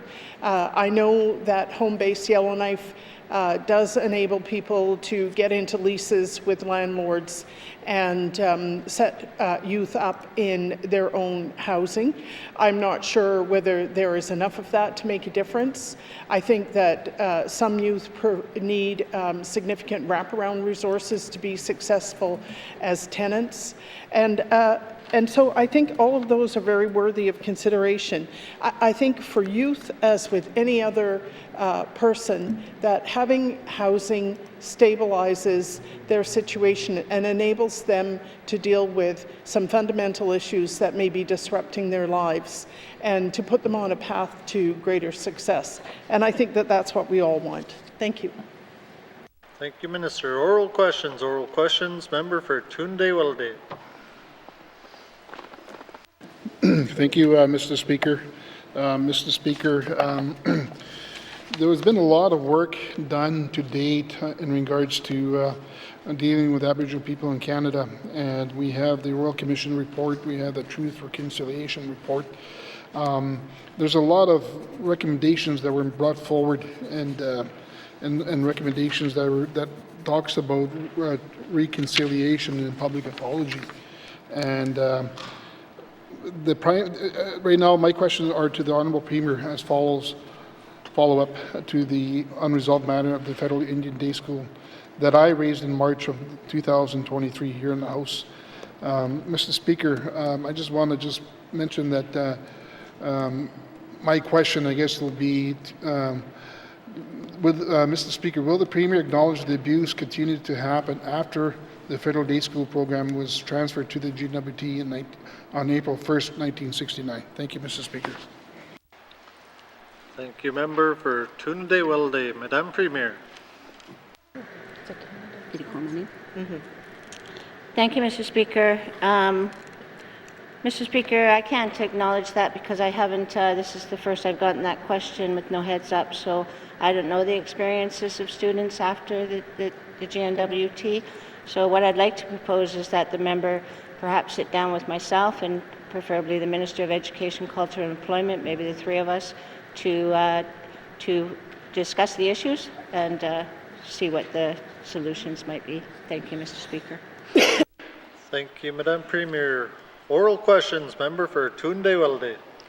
Yeah, thank you, Mr. Speaker. Yeah, I look forward to sitting down and have a good discussion on this because, you know, you already know that the Prime Minister of Canada already apologized, and we also had the Pope also apologize for what happened at Indian Day School here in Canada. And so we need to talk about that, and we need to look at a process. But at the same time, if we could have that discussion and then agree on doing a public apology, you know, this is a good time to do it because we have Aboriginal Day coming up on June 21st. We have all assemblies happening already throughout the summer, and I think we should maybe really take a look at that. So. So anyways, I think maybe my question is to the Premier is just exactly what I just said, is that maybe something we can work together and try and look on those dates. Thank you, Mr. Speaker. Thank you, member for Tunde-Weldy. Madam Premier. Thank you, Mr. Speaker. Again, I can't give a commitment to offer any kind of apology or set a deadline when I'm not aware of the issues concerning. So again, I'd go back to my first offer to have a meeting with the Minister of Education and myself and the member to discuss what the concerns are and move forward from there. Thank you, Mr. Speaker. Thank you, Madam Premier. Oral questions, member for Tunde-Weldy.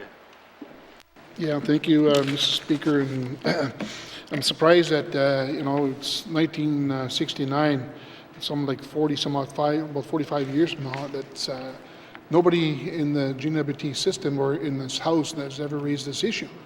It's an issue that's outstanding that needs to be addressed, and it just boggles my mind that you know, here I am talking about it today, and it never showed up on your radar as the Premier here in the Northwest Territories. But regardless, you know, the transfer happened on April 1st, 1969, and to the territory government. And I'm also probably one of the students that were strapped, and along with many of our colleagues around the table here. So that issue we need to talk about. And I'm not sure maybe how we want to approach on this. Sitting down may be one thing, but I need to get action. Whether we have a committee or have a committee of Aboriginal groups here, leaders in Northwest Territories to talk about it, we got to do something. And it's outstanding. So I just want to see if we get a commitment from the Premier on maybe sitting down is one thing, but maybe strike a committee, because this is a very important issue, because all the issues that we've been talking about around the table here today speaks to the health department, etc. But the thing is that we don't have enough money that, whether it be for housing or health and social, to deal with these issues. So we need to look at a new approach to work with the Government of Canada to find monies to address this. And it's a big problem, but I got to figure a way to try to look at this issue. So maybe the Premier could maybe shed light on it. Merci. Thank you, member for Tunde-Weldy. Madam Premier. Thank you, Mr. Speaker. Because I don't have the background on this and I haven't heard it in my previous almost 8 years of being in this House, it could have been raised before, but I'd like to take notice on this question, Mr. Speaker, so that we can get the information necessary. Thank you, Mr. Speaker. Thank you, Madam Premier. Oral questions, member for N.W.T. Lakes. Thank you, Mr. Speaker. Mr. Speaker, my questions are for the Minister of Health and Social Services, and one of the questions I have is related to the services preventative services. So can the Minister explain to us how many dental therapists does the Northwest Territories have currently on staff now, or if there's dental therapists, dental hygienists, and where are they located? Thank you, Mr. Speaker. Thank you, member for N.W.T. Lakes. Minister responsible for Health and Social Services. Thank you, Mr. Speaker, and I appreciate the member giving me notice on this so I could get that specific information. There are 3 dental therapists located in Fort Simpson, Fort McPherson, and Inuvik. There is a dental hygienist located in Fort Smith. There is a territorial specialist who is a licensed dental hygienist who provides frontline service to communities and is located in Yellowknife. And we also have dental hygienists who work on casual rotations to fill vacancies. Thank you. Thank you, Minister. Oral questions, member for Inuvik Twin Lakes. Thank you, Mr. Speaker. Mr. Speaker, I want to say I'm not sure if it's 1 or 2 of the dental therapists that we have, but just doing some reading on this over this last little while, working on the on dental, this has been a big issue, and I was surprised to know that we actually had a dental therapy school in Fort Smith in 1972 that was opened that trained local dental therapists free of charge so that they could go back to their communities. And I'm just wondering if we still have any of those dental therapists in the territory. This is I just wanted to put that out there because that was good thinking. And so for the communities that don't have dental therapists or dental hygienists, does the minister know how often that service is provided to each community? Thank you, Mr. Speaker. Thank you, member for Inuvik Twin Lakes. Minister responsible for Health and Social Services. Thank you, Mr. Speaker, and thank you to the member for that additional information. I don't know if any of these therapists are ones who were trained in Fort Smith. I would hope that they would have retired by now, but you never know. So we have staff assigned to go to communities that don't have therapists or hygienists twice a school year. That's the benchmark of service. Sometimes I will say up front, we don't meet that because of staffing and travel related issues and school cancellations. But that's what our benchmark is. Last year, the Beaufort Delta and Sato regions did not have the correct number of visits, unfortunately. But on the other side, 3 communities were added that had not been previously seen by the N.W.T, and those communities are Lutsuke, Dilo, and Deta. Thank you. Thank you, Minister. Oral questions, member for Inuvik Twin Lakes. Thank you, Mr. Speaker, and thank you to the Minister for that information. So I know that the government, and I think we've had this discussion in this House, the government does get federal funding to fly in dentists into small communities so that they are able to get dental care into the communities. And I'm just wondering, and I did send the minister the approval, what's authorized, and I'm not going to worry about 17 and over right now, even though that is a big issue, but 17 and under, like a recall exam polishing, is 1 in every 6 months. So I'm just wondering if the dentists that we're consulting and with the hygienists, are we even meeting these needs for our Indigenous communities, our kids under 17 in our communities? Thank you, Mr. Speaker. Thank you, member for Inuvik Twin Lakes. Minister responsible for Health and Social Services. Yeah, thank you, Mr. Speaker. Mr. Speaker, I think that what the member is talking about is the contracting that N.W.T does on behalf of Indigenous Services Canada for NIHB.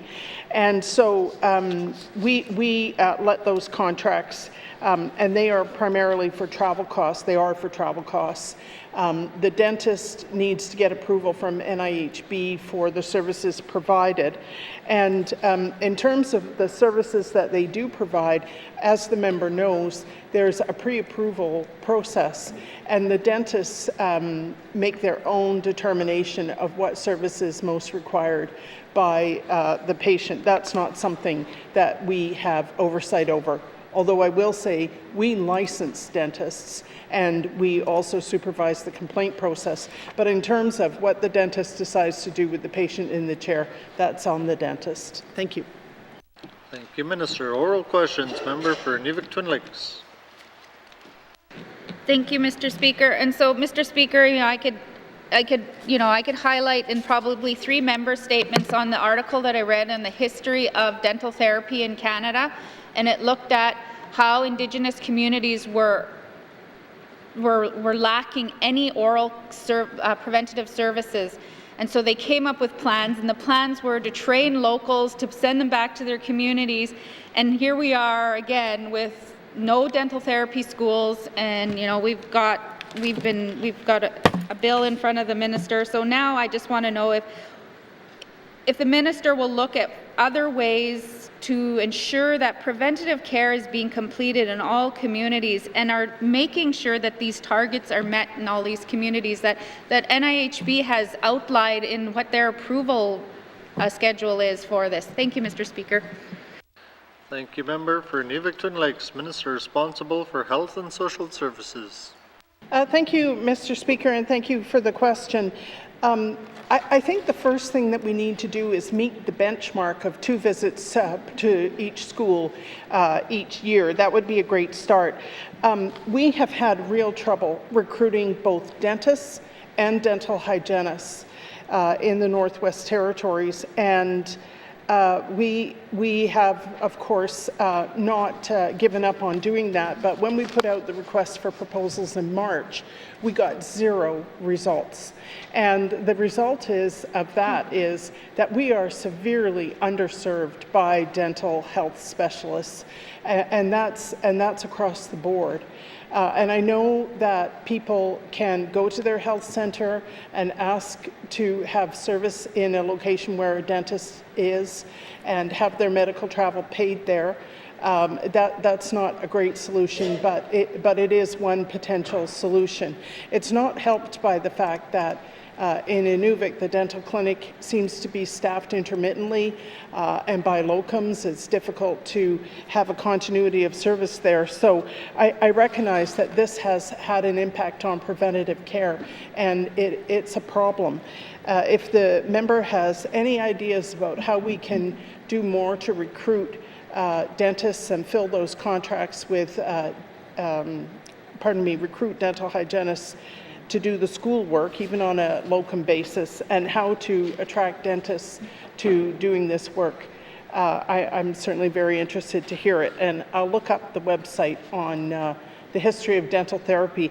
I don't really understand why this profession has fallen by the wayside and been taken over by dental hygienists. I think there's some scope of practice issues there. I did hear, however, last week that the University of Saskatchewan was considering relaunching their dental therapy school, which might in the end be a benefit to us. Thank you. Thank you, Minister. Oral questions, member for Frame Lake. Merci, Monsieur le Président. My questions for the Minister of Environment and Climate Change on the review of the project assessment policy.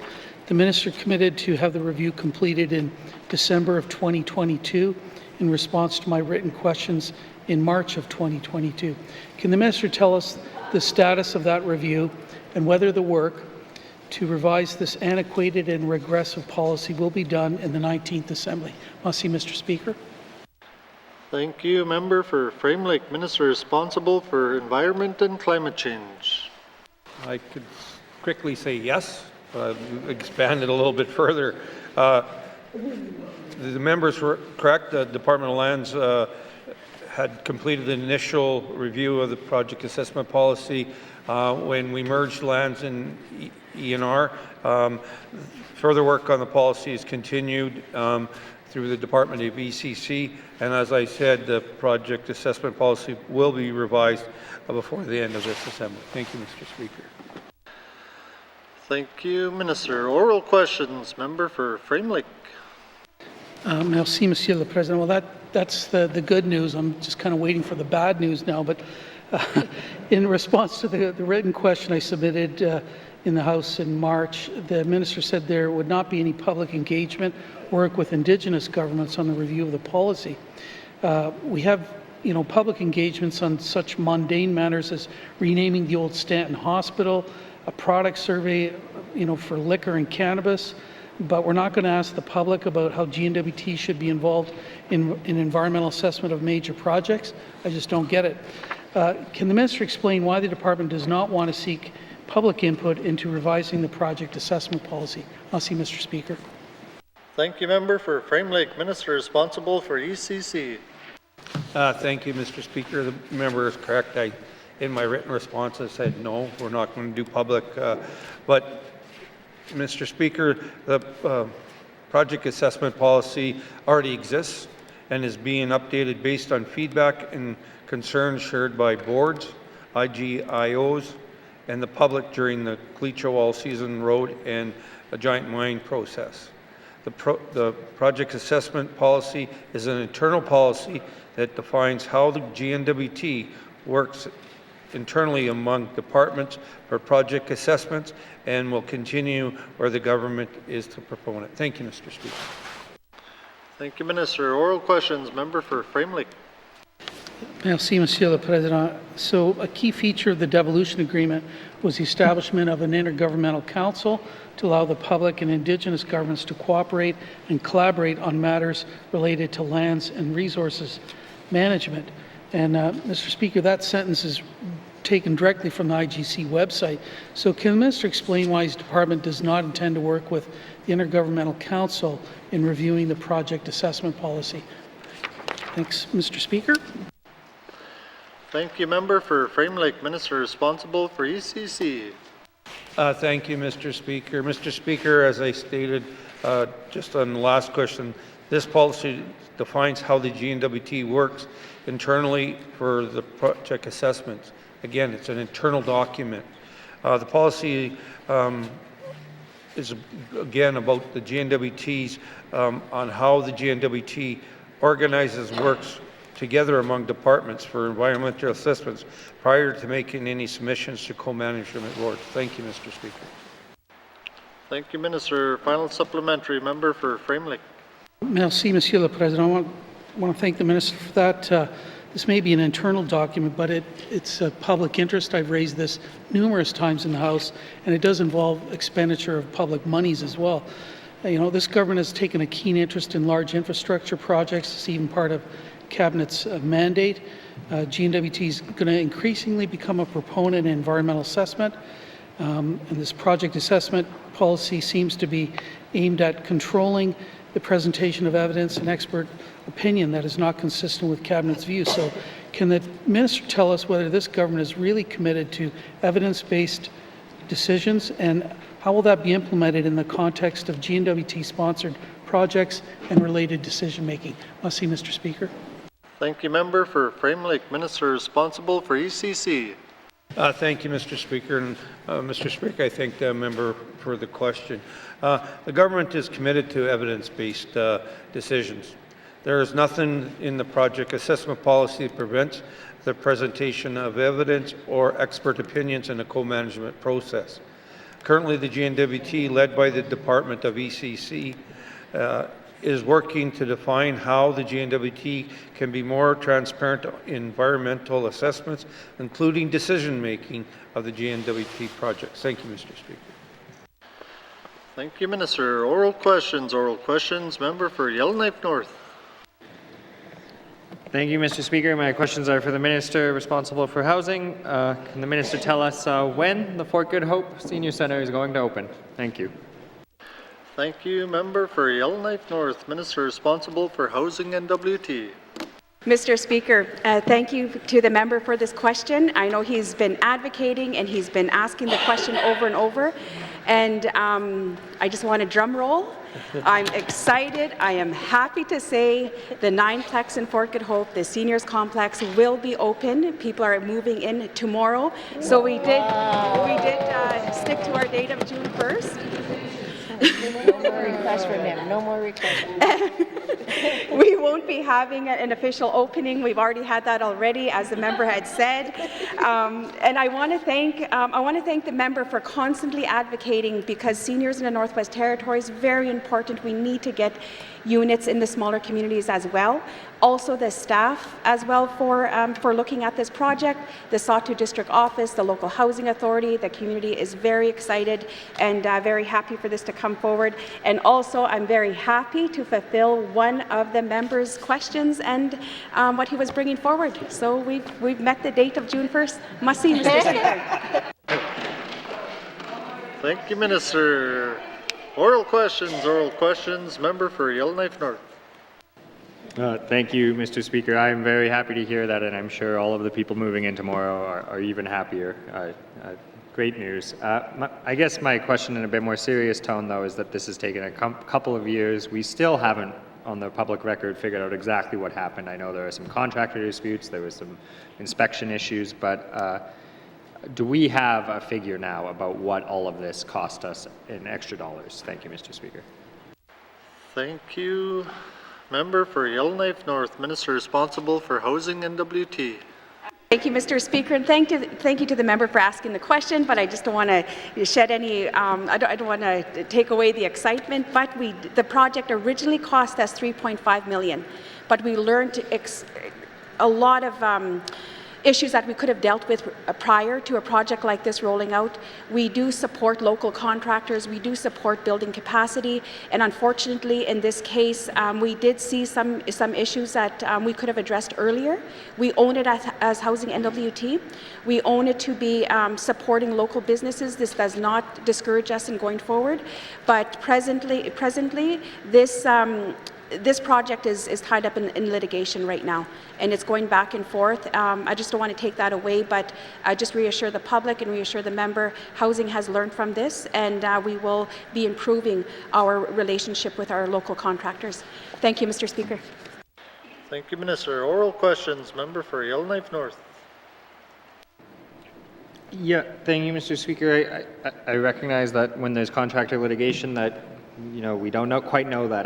I guess I'm looking for a commitment that at some point that Housing could release some public information on this.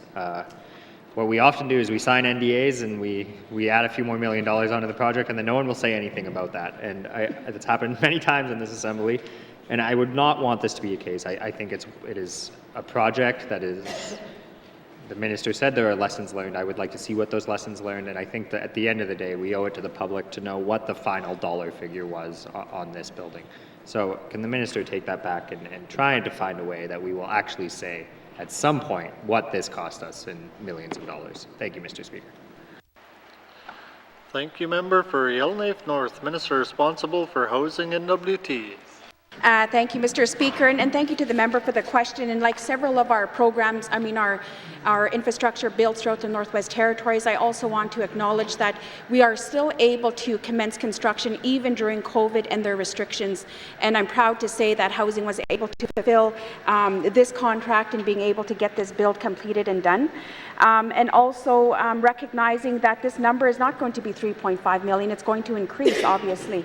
And those numbers and this situation is brought in before the courts. Once a decision is made, I will be able to provide that information to the member, but it's not going to be by the time we're done this government, but it will be provided. And like I had said, that we have learned a lot of lessons during this process as well too. Must see, Mr. Speaker. Thank you, Minister. Oral questions. Oral questions. Member for Tuna-Day-Welleday. Thank you, Mr. Speaker.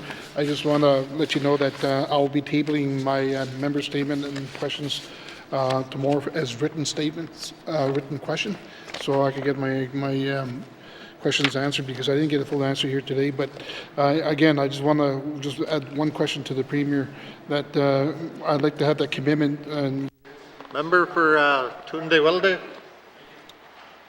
That line of questioning was taken on notice, so we can't ask any further questions on that. Oral questions. Member for Sabacha. Thank you, Mr. Speaker. My question is for the Minister of Infrastructure. Can the Minister of Infrastructure confirm that the runway at the Fort Smith Airport is fully aligned with federal safety standards, and that it's fully safe and operational for both government and civilian aircraft to use? Thank you, Mr. Speaker. Thank you, Member for Sabacha. Minister responsible for Infrastructure. Thank you very much, Mr. Speaker. Mr. Speaker, the member from Tabacha is very concerned about her airport, and I respect that she's bringing forward this question to me, because there was some confusion last week on the Fort Smith Airport.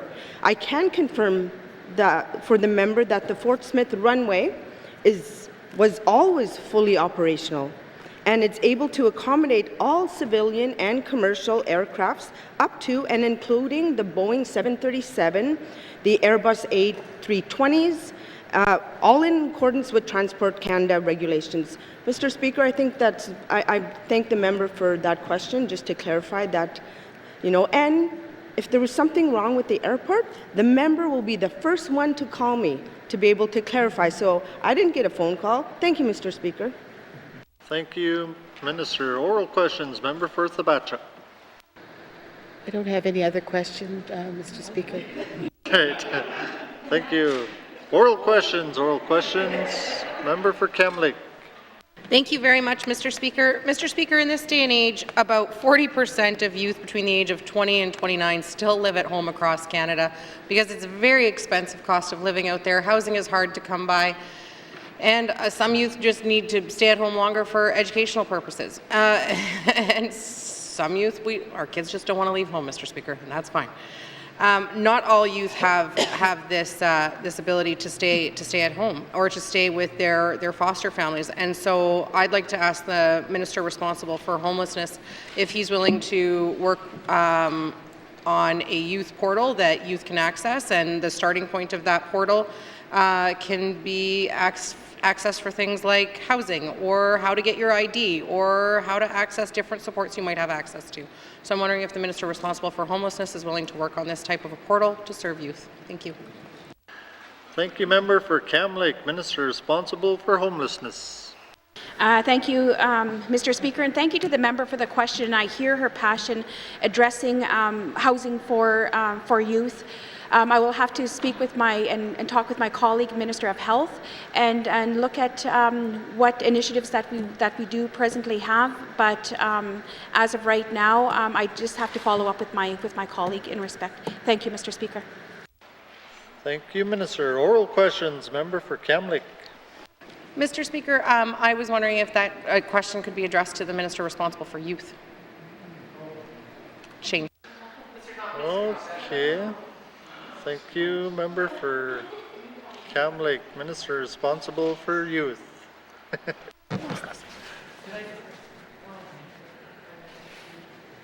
Oh, thank you. I'm in housing? No, okay. Youth housing. Can the member re-ask the question, because I thought it was going to housing. Thank you. Thank you, Minister. Oral questions, member for Kamloops. Thank you, Mr. Speaker. Mr. Speaker, I would really love to see a portal created for youth so that youth have access to information that they're looking for. So I'm wondering if the minister responsible for youth is willing to work on a portal so that youth can access stuff like applications for housing, low-income housing, applications for identification. There could be a link to information on student financial assistance. The options are endless. Thank you, Mr. Speaker. Thank you, member for Kamloops. Minister responsible for youth. Gee whiz, I'm going to have to say yes to this. It's a very good suggestion by the member. I greatly appreciate that, but it's just not going to be the minister responsible for youth. I'm going to have to work with my colleagues from housing, my colleague from health, and my colleagues from ECE. Sorry, I have ECC on my plate. So yeah, we're more than willing to work on this. This is something that it's going to be an all-government approach. So I thank the member for making this great suggestion, and we will work on doing that. Thank you, Mr. Speaker. Thank you, Minister. Oral questions, member for Kamloops. Thank you very much, Mr. Speaker, and thank you very much to the minister for that. I'm wondering if the minister will prioritize reaching out to the Minister of Health and Social Services and prioritizing working on the pieces that would be of most help to youth in care and youth aging out of care. Thank you. Thank you, member for Kamloops. Minister responsible for youth. Thank you, Mr. Speaker. Oh, man. I don't know. Another yes is no, say no. Okay.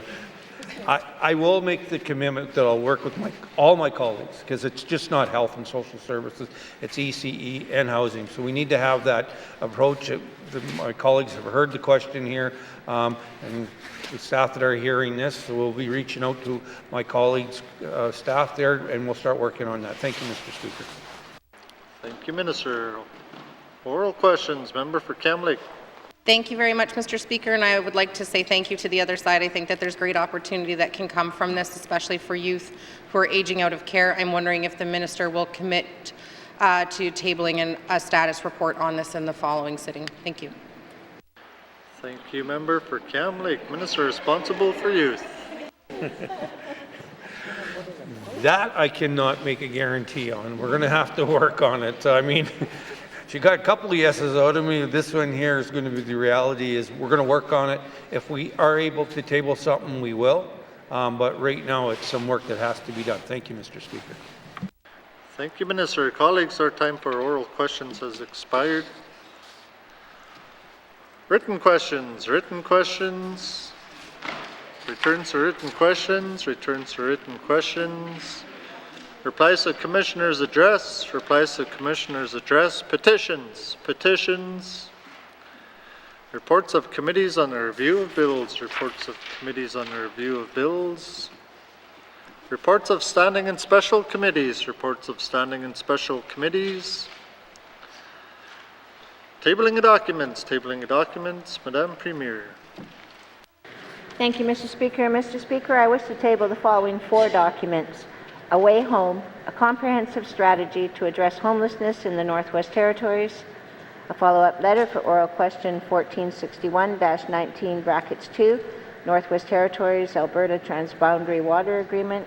Follow-up letter for oral questions 1492-19 brackets 2, Income Assistance. And follow-up letter for oral question 1493-19 brackets 2, Federal Ministers meeting with regular members. Thank you, Mr. Speaker. Thank you, Madame Premier. Tabling of documents. Tabling of documents. Member for Kamloops.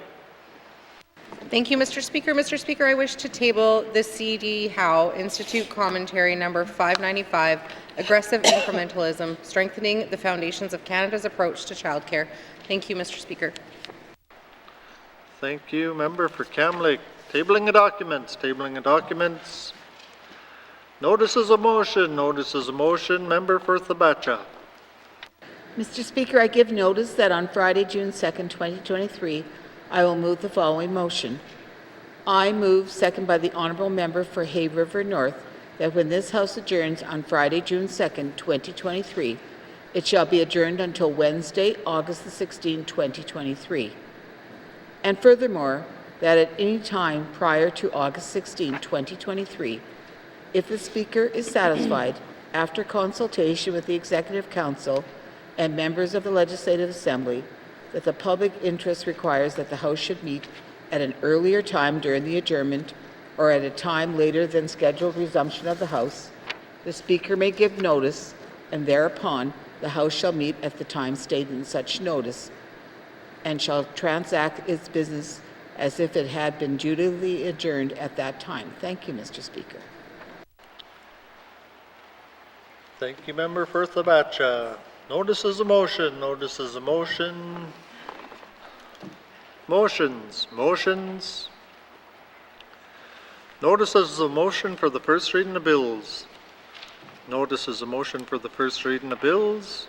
First reading of bills. First reading of bills. Minister responsible for finance.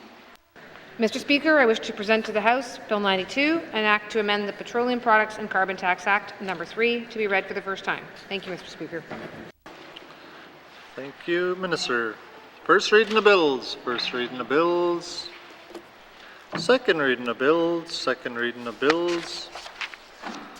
Consideration in Committee of the Whole of Bills and Other Matters, Bill 23, 29, and 90, Minister's Statement 264-19 brackets 2, Table Document 681-19 brackets 2, Table Document 940 and 941-19 brackets 2, with member for Nevis-Twin Lakes in the chair.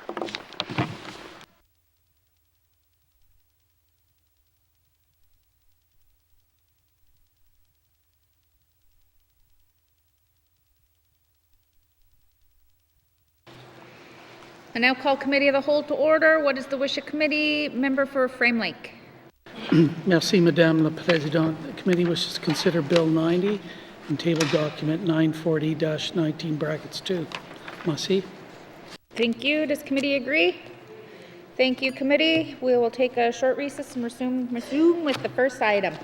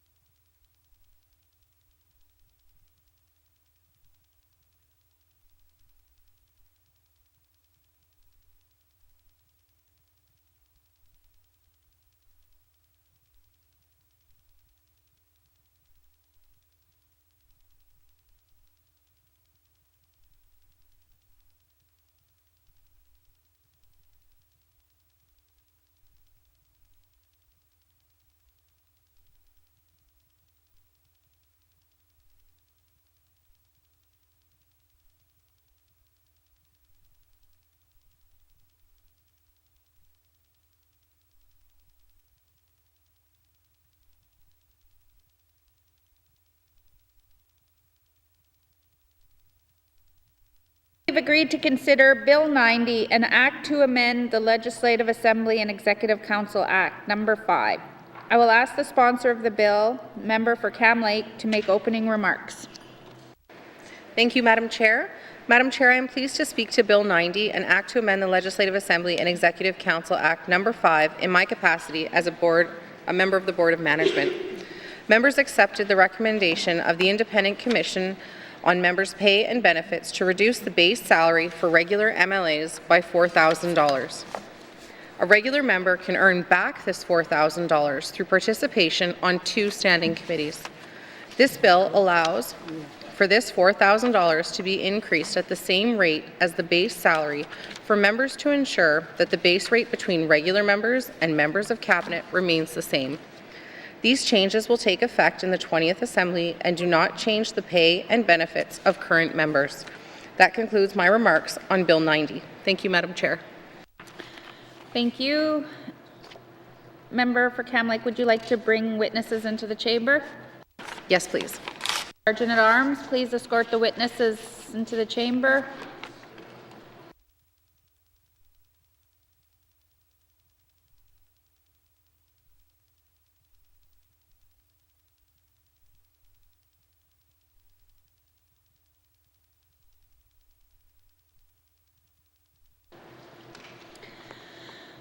Member for Cam Lake, please introduce your witness. Thank you, Madam Chair. Madam Chair, to my left is Glenn Rutland, Clerk of the Legislative Assembly. Thank you. Welcome. I will now open the floor to general comments on Bill 90. Are there any general comments? Has the committee agreed to that there is no general comments? Can we proceed to the clause-by-clause review of the bill?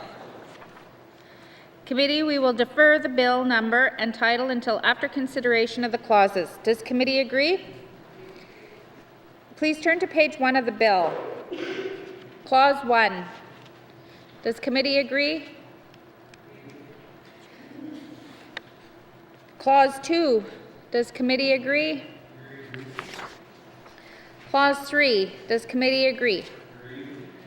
Thank you, committee. Returning to the bill number and title, Bill 90, an act to amend the Legislative Assembly and Executive Council Act number 5. Does committee agree? Committee, to the bill as a whole, does committee agree that Bill 90, an act to amend the Legislative Assembly and Executive Council Act number 5 is now ready for third reading? Thank you, committee. Does committee agree that this concludes our consideration of Bill 90, an act to amend the Legislative Assembly and Executive Council Act number 5? Thank you, member, and thank you to your witness. Sergeant at Arms, please escort the witness from the chamber.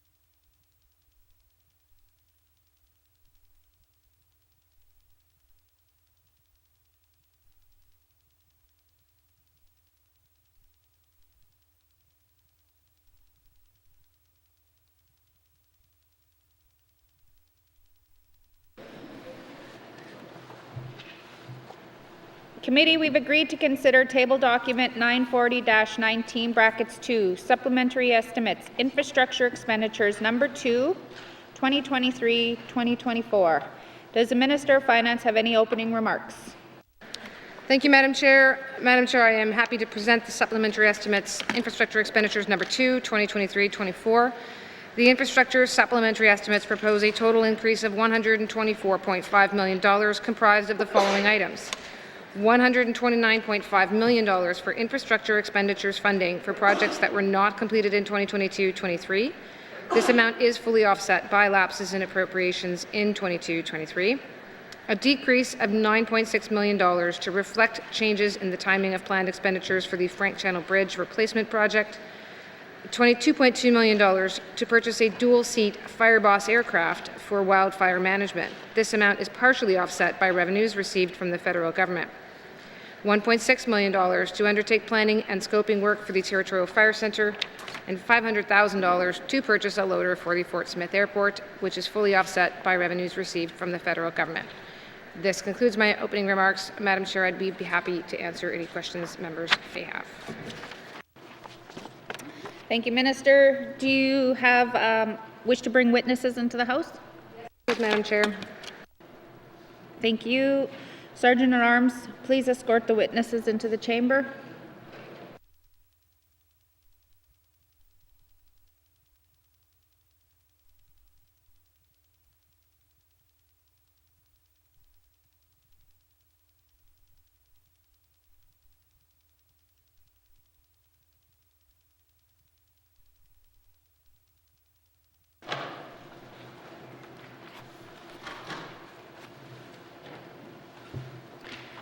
Minister, will you introduce your witnesses, please?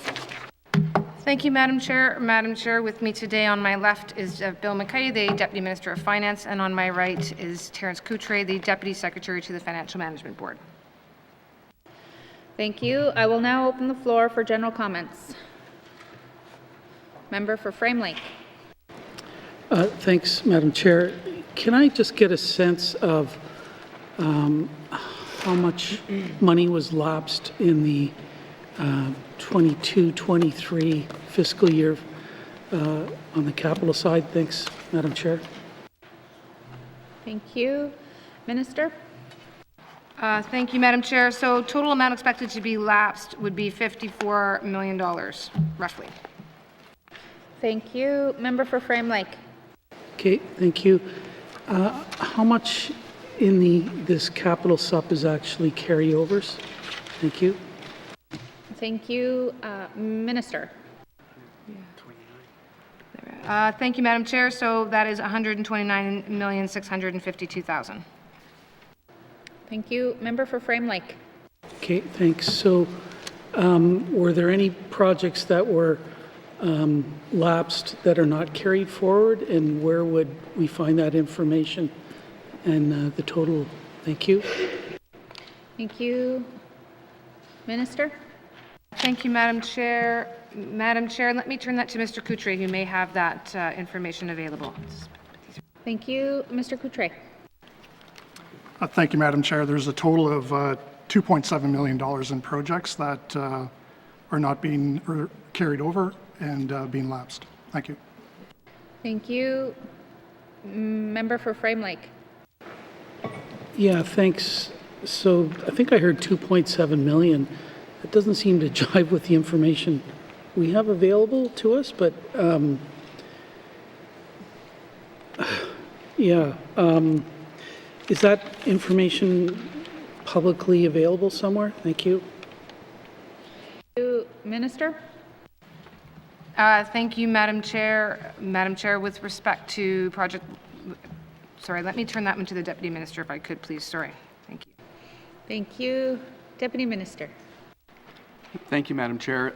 If I understand the question correctly, the question was, maybe I could just ask for clarification. Do you want to know what projects specifically are lapsing or not being completed, or do you want to know how much money that represents? Thank you. Thank you. I believe it's the amount, just to confirm, member for Frame Lake. Not being carried forward.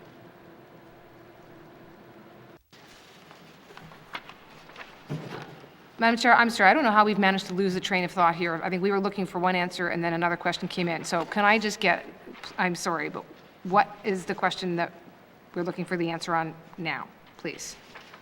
Frame Lake, can you just repeat your question in full? Thanks, Madam Chair. While the clock is ticking, I guess I wanted to know how much of the capital estimates that were approved in 22-23 were not carried over, and where does the public find out this information? And like that, the amount as well as a list of the projects. Thank you. Thank you. Minister? Thank you, Madam Chair. So, Madam Chair, any changes to the capital plan from last year haven't been approved, so there's nothing new available. Obviously, as new items are approved for, obviously if the supplementary appropriations here get approved, then those changes can be made and they could be reflected, but at this point it's difficult to make something public that's not yet actually a fact. Obviously, as we go forward, every time there's a new capital plan, that certainly has to be updated for that. Going forward this August when we have a new capital plan, the state of projects would have to be updated at that point in order to be approved for 24-25. Thank you, Madam Chair. Okay, thank you. Member for Frame Lake? Yeah, thanks. Yeah, this is really murky. So I think I'm going to move on because I'm not really getting answers here. But if this supplementary appropriation is approved, what's the total capital funding then that the Legislative Assembly's authorized for 23-24? Thank you. Thank you. Minister? Thank you, Madam Chair. I know we have that total here. Let me start with the Deputy Minister and we will have that available. Deputy Minister McKay. So, thank you, Madam Chair. The total capital budget now will be approximately $534 million. I'm just looking for the exact amount, but maybe Terrence, do you have that? Mr. Coutre? Thank you, Madam Chair. So the total approved capital budget for 23-24 is $326 million. And if the current proposed carryover of $129 million is approved, it would be added to that $326 million. Thank you. Thank you. Member for Frame Lake? Yeah, thanks. I didn't have my calculator, but we're talking about $500 million. So how does this differ from the capital estimates and the subs that have been happening in the past when, I think we're in the same ballpark now, when the new fiscal responsibility policy was supposed to impose like a $260 million cap on capital spending. And so now the department's asking us to approve subs that are going to push it up over that amount. Am I getting this correct? Thank you. Thank you, Minister. Thank you, Madam Chair. Madam Chair, if we hadn't imposed, so firstly, the fiscal responsibility policy isn't where the cap on the capital projects came in. That is an approach towards capital planning that we have imposed to put a cap on department spending of $260 million. That was introduced in 23-24, but it didn't exist in prior years, and it certainly didn't exist under the past Assembly, which is where a lot of projects wind up moving forward. So to the extent that if we hadn't put that cap in 23-24 and the 23-24 budget had started out much higher as it had been over the 2, 3 and many years before that, we'd be looking at a much higher total envelope. So, to begin with, that's still the good news of the cap that was put in, and it's going to be continuing going forward, and we'll start to see the fruits of those labors where there's less to be carried over because the capital plan from a starting point is not as big as it was. But Madam, I don't have a clock here in front of me, so I'm trying to be conscious of the time, but asking about where that cap is still there, it's going to move forward, but there are some things that were carried forward because the cap wasn't imposed in the past and the budget was very big in the past with a lot of projects sitting on the books. Thank you, Madam Chair. Thank you. Member for Frame Lake. Yeah, okay, thanks. If I wasn't confused before, now I am, but look, what we're being asked to do then is approve a whole bunch of carryovers, which means we're not getting money out the door. And I don't know why, but if the minister wants to talk about that, that's fine. But we're not getting money out the door. We're being asked to approve more money that is probably not going to get out the door even this summer. So, and I think it's probably going to exceed this cap. What's the purpose of having a cap when we're going to go over it again and again and again? So, I'm going to have a lot of difficulty voting in favor of this, Madam Chair, just because we're being asked to approve more money that's not going to get out the door. And I think we need to be much more careful about this, because the more money we spend on capital, the bigger the operating surplus has to be, which means you got to cut back on programs and services for our citizens. And I just don't think that that's a good way to operate. And I've been very critical of this government from the beginning, even in the last assembly, about over budgeting on capital projects, and that's exactly what this is all about. But I want to ask the minister, is there anywhere in that, are we still going to be in compliance with the fiscal responsibility policy if this is approved? Thanks, Madam Chair. Thank you. Minister? Thank you, Madam Chair. Madam Chair, we spent $285 million in 22-23, which actually is a pretty significant amount when you compare it to what was being spent over 10 years before that, and particularly considering those are post-COVID years where a lot of challenges were being faced, both private sector and public sector. Madam Chair, at this point, we would reconcile the fiscal responsibility policy in the fall. And we do track it over time, and we'll be seeing the most recent up-to-date numbers when we come forward with the capital budget in August. Thank you. Member for Frame Lake? Yeah, thanks, Madam Chair. I guess I'm asking the minister then to prepare a page in each of the supplementary estimates as they come forward, and this should be a public document, maybe as an appendix or something, that demonstrates that even with the approval of the supplementary estimate, N.W.T is going to remain in compliance with the fiscal responsibility policy. Is that something the minister is prepared to do moving forward? Thanks, Madam Chair. Thank you, Minister. Thank you, Madam Chair. Madam Chair, I would be happy to do that, something to that effect moving forward, and that was our intention with the capital plan for August, and we can certainly do that when there's infrastructure subs as well. Thank you. Thank you. Are there any questions? Member for Yellowknife North. Yeah, thank you, Madam Chair. I share some of my colleague from Frame Lake's frustrations. I think one of the issues is that the capital estimates and the supplementary estimates are, financial documents created for public accounting purposes, and they are really bad documents to try and figure out what is going on with our construction projects. I think an ideal system would be some sort of portal that would list all of the things we're building, when it was tendered, when it's being carried over, perhaps a reason why it's got delayed, and ultimately showing when something is completed and falls off the books. I believe the Department of Infrastructure has been promising some sort of tracking beyond just these capital budgetary documents for a while now. Do we have any update on something like that coming into existence? Thank you, Madam Chair. Thank you. Minister of Finance. Thank you, Madam Chair. Madam Chair, all I am able to say is to confirm that indeed that does seem like a very good idea, that there is something being worked on, and hopefully it will be in place. I can't give a timeline for it to be in place. It's not an initiative necessarily of Department of Finance, but I can commit to getting a timeline to committee. Thank you. Thank you. Member for Yellowknife North. Thank you, Madam Chair. Yeah, and I do think that the Department of Finance prepares a briefing note for every single one of these line items that they share in confidence and it doesn't exist publicly. I think a lot of that information would probably save a lot of frustration of us asking the questions to just bring out basic facts on the record. But since we don't have that, I will ask some of those basic facts throughout, beginning with, I have a different calculation of how much money we lapsed. It was quite a lot more than 2.7 million, but I guess I'll start with, can someone tell me what projects of $2.7 million we lapsed? Thank you. Thank you. Minister. Thank you, Madam Chair. Madam Chair, let me go to Mr. Coutre and see if he has a breakdown available, and if not, we can provide it to committee. Thank you.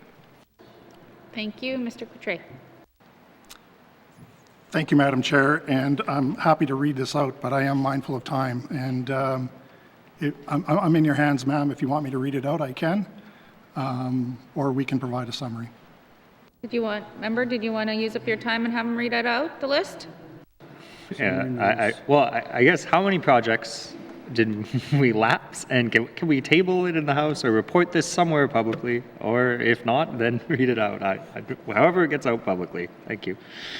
Thank you. Will the minister, I guess minister commit to putting this out publicly?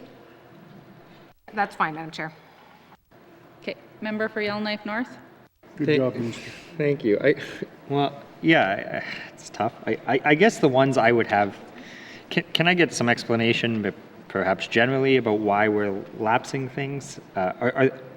Sometimes I understand we have to lapse millions of dollars because it doesn't meet the category for a carryover, but the actual project will go forward. We didn't get the contracts in place, so it didn't meet FMB approval, and it will get back on the list. And sometimes my understanding is we go out for a tender on something, it shows up over budget, and we lapse it, and it falls off the capital plan. We are no longer ever going ahead with that project, despite the Legislative Assembly having previously approved some starting budget for it. So my question there is there any projects that were previously approved that will just not be going ahead and they have fallen off the capital plan? Thank you. Thank you. Minister? Thank you, Madam Chair. So, Madam Chair, there certainly are some projects that may not have advanced in 22-23, but have not necessarily been removed from the infrastructure acquisition plan, and may then still be on that plan, which I would draw a difference of when we see the capital estimates, and so they may, again, we may be adjusting the capital estimates from 22-23, but still seeing a project on the infrastructure acquisition plan. I'll pause there, but I can also turn it to Mr. Coutre if the member would like sort of a greater detailed example or detailed description. Thank you. Thank you. Mr. Coutre? Thanks, Madam Chair. And just to follow up, previously it was mentioned that there was $54 million lapsing in the 22-23 capital plan. But as part of the improved capital planning process that we're working with departments on, we're allowing departments to recash flow budgets to future years for projects that have been delayed or construction is now going to be, or it's now realized that construction is going to happen in a future year. So out of that $54 million, $51 million was actually recash flowed to a future year. And that's why I was hesitant to read that list out, because it is really quite lengthy. The difference between the 54 and the 51 is the 2.7 or the 3 million that I quoted earlier. That is the amount that technically is falling off the plan. That would not be accommodated for in this supplementary request or a future budget. Thank you, ma'am. Thank you. Member for Yellowknife North. Thank you. That was very helpful, and it helped me understand why I have $54 million and we have $2.7 million. I appreciate that. I guess what this also leads me into is there any hope of publishing some sort of capital plan? I know we have a capital acquisition plan. I know we have a capital needs assessment that goes, I believe, 10 years, maybe even 30 years. I know the Department of Infrastructure has another plan with deferred maintenance and things in it, but there's nowhere I can look to kind of see what the N.W.T has in the lineup and what it's planning to build. You have to really, well, you get it on the capital estimates. It's the only place you can see that. Is there any plans going forward that we could publish what we are planning to build going forward more than one fiscal year? Thank you. Thank you. Minister? Thank you, Madam Chair. So, Madam Chair, this is an area where I know there's been a point of discord perhaps in the past. There is a hesitancy in putting too much information out, as I provided this explanation or response in the past, because we only firstly appropriate year by year. So until something is in the capital plan, not just the infrastructure acquisition plan, but the actual capital estimates, then we can appropriate for the year through the capital estimates. There's a hesitancy to put anything out in advance of that because it hasn't been approved by the Legislative Assembly, and because going forward the budgets would therefore not have been approved by the Legislative Assembly. So that is the standing hesitation. I know we're certainly not the only government that takes that approach. Thank you, Madam Chair. Thank you. Member for Yellowknife North. Yeah, I guess, is there any willingness, I guess you could, to me, you could publish a capital needs assessment, and it doesn't mean that you're going to build the things in it. We know that our capital needs assessment is billions more dollars than we could ever hope to have, but it'd be nice to publicly actually say that, to say that we have $3 billion in needs and we're spending $250 million. Is there any hope of the needs assessment actually being published? Thank you. Thank you. Minister? Thank you, Madam Chair. I think that actually may be a slight deviation from what we've heard in the past. Let me take that back to not only Department of Finance, but infrastructure and possibly executive. That is a much bigger question. I mean, even the needs assessment obviously would be not a small thing to perhaps have to coordinate between all the different departments and regions. But let me, again, I'll certainly commit to coming back with a more conferred response with all departments. Thank you. Thank you. Member for Great Slave.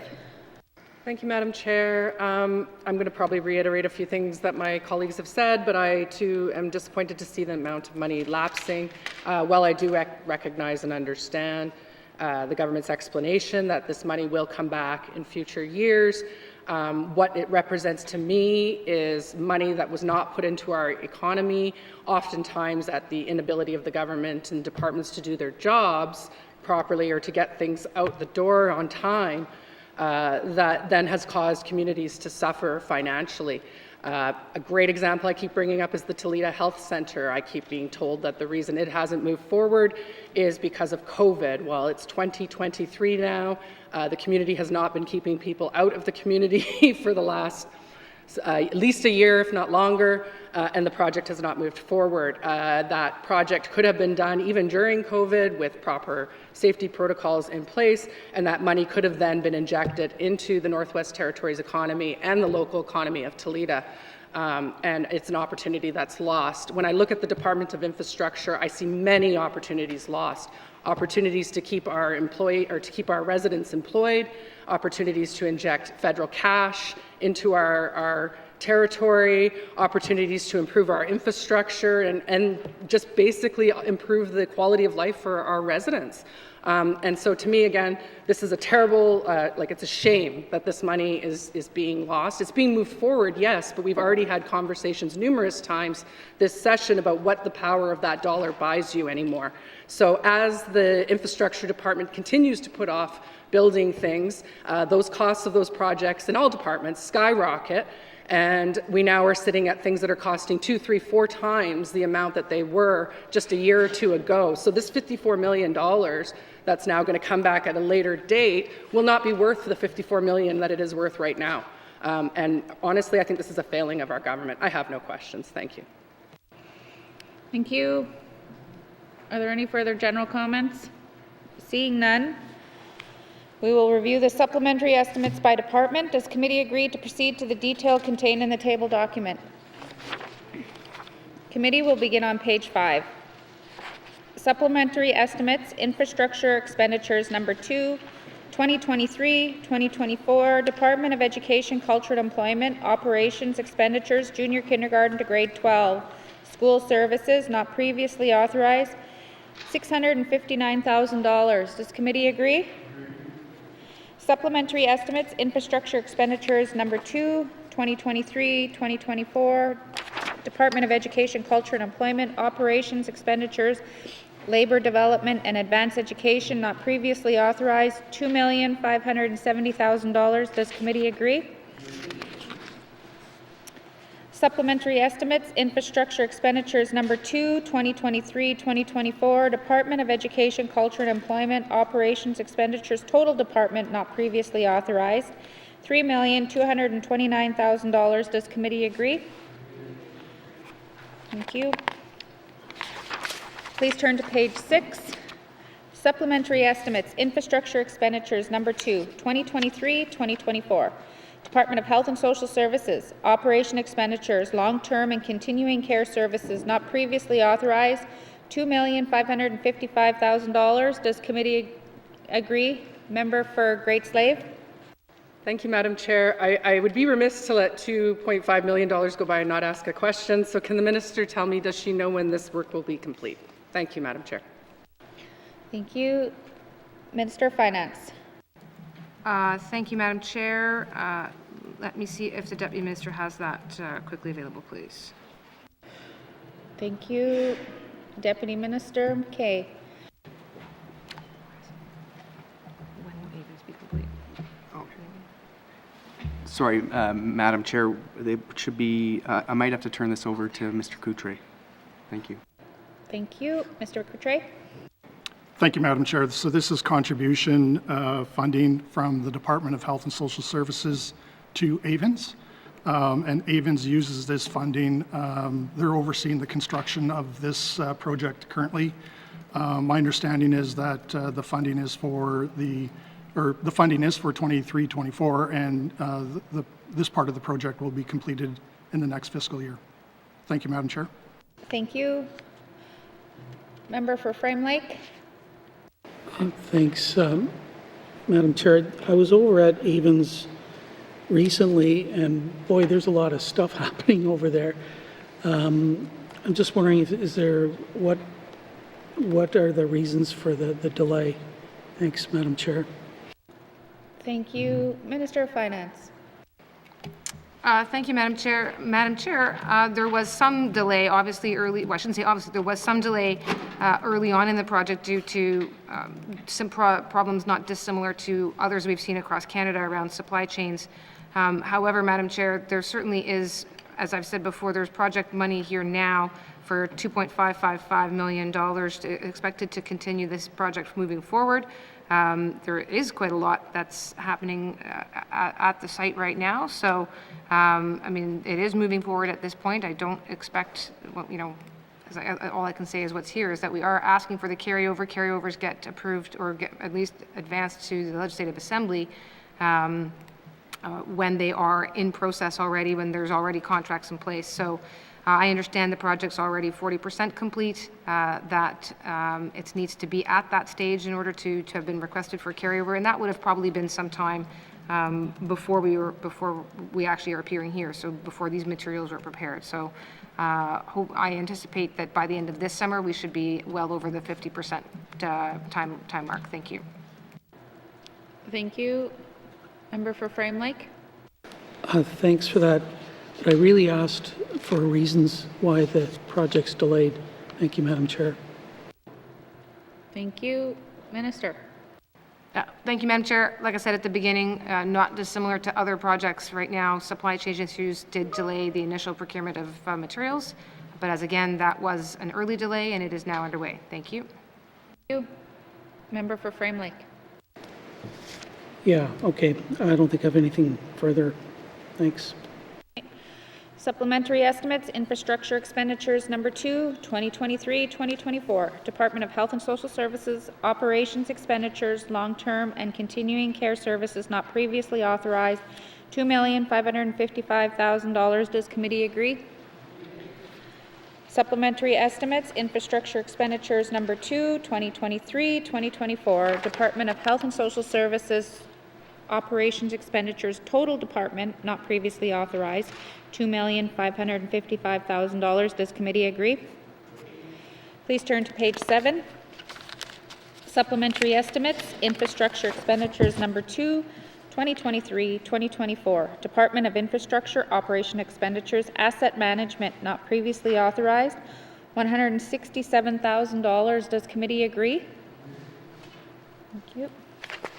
Supplementary estimates, infrastructure expenditures number 2, 2023-2024. Department of Infrastructure, operation expenditures, total department, not previously authorized, $167,000. Does committee agree? Thank you. Please turn now to page 8.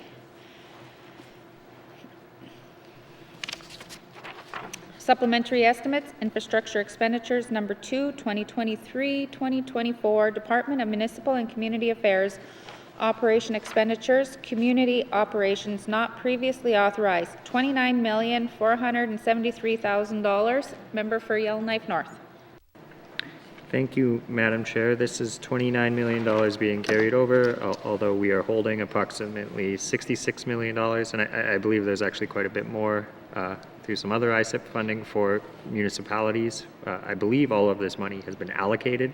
It's project specific, so a community worked with us to apply to the feds and we'll build X thing. But my understanding is, and we weren't going to get all that money out, so we asked the feds for an extension. They gave us an extension. But my understanding is that quite a bit of these allocated projects are now at the state where, due to inflation, are not going ahead in any world. But I guess that's my question. What confidence do we have that this $29 million here, or the total kind of flow-through money we are holding, will actually get spent? Thank you. Thank you, Member. Minister of Finance. Thank you, Madam Chair. Madam Chair, again, that would involve going through project by project over 33 different communities. The N.W.T is the flow-through agent, so the federal government really just provides the money, but we allocate it out without, it's not up to us to drive it or decide for a community what project they want to advance or not. So there is a lot here that's being carried over, and be happy to try to work in a new way if there is one. But really, this is money that is not ours to decide upon. It really just we want to keep it available for communities. But I can't speak to the level of certainty that any one community might be bringing to their project. Thank you. Thank you, Member for Yellowknife North. Yeah, thank you. I guess I want to clarify whether, when this $29 million is carried over, whether there's any review by the N.W.T of the projects, or is it simply we didn't get it out the door to give it to the communities, so it automatically gets carried over, or do they have to come to us and say, hey, sorry, this is what's happening, can you please carry over our funding? Is there any sort of accountability or oversight by us on it, or is it on an automatic carryover once we don't send it to them? Thank you. Thank you. Minister? Thank you, Madam Chair. Madam Chair, this will be an automatic carryover, and the communities can continue to apply for the money for their projects, and we'll hold it for them pending their completion of those projects. Thank you. Thank you. Member for Yellowknife North. Yeah, thank you, Madam Chair. I guess my concern is that the way I understand this to work is the feds essentially gave us $66 million. They said, get your communities to apply, and then you will help decide which ones go forward. Not all of the projects communities wanted to do obviously made the first round of cuts, and now there are some that, inflation has caused it so the community needs to reapply or find other money or not go ahead. So that money's not available for another community to kind of fill in the gap. That's my understanding of the current situation. So I guess the solution there would be for everyone to kind of get in the room again and say, okay, we have this list of money we're holding, these tens of millions of dollars. What is actually being built? What's not being built? What needs to be reapplied to get some extra inflation? Is that some sort of something that either MACA or finance could do? I'm very concerned that we're going to keep automatically carrying over $30 million, and then it's going to become 40, and then eventually the feds will say, sorry, you already got one extension and you're not meeting this, we're not giving you a second. So can we do a little audit or perhaps review and reach out on each of these projects to make sure they are 100% going forward? Thank you. Thank you, Member. Minister. Yeah, thank you, Madam Chair. Madam Chair, this really was a community-driven, these are community-driven projects and initiatives. It's really not one that has a lot of oversight by the N.W.T. That said, and to defend, if I might, the communities as a whole, there certainly is money being spent. There are some projects that are being advanced. And the smaller the project, often the more nuanced the reason for a carryover. It may well be in one community a very specific labor market issue, and in another community inflation, and in another community a supply chain, because these are smaller projects, each with their own challenges. All that said, Madam Chair, I recognize the challenge here, and I also don't like having the 30 million sitting and adding to the carryovers that are before the House overall as a total. So there still is a fair bit of time. We have some additional time on this money from the federal government. And can certainly make a commitment to take this away between the Department of Finance as well as MACA, and see if there's something further we can do to assist. There may be some areas where there's some specific issues that we can support communities on, and there may simply be other projects where the communities need to take a hard look themselves and just need a bit of a push to do so. Thank you.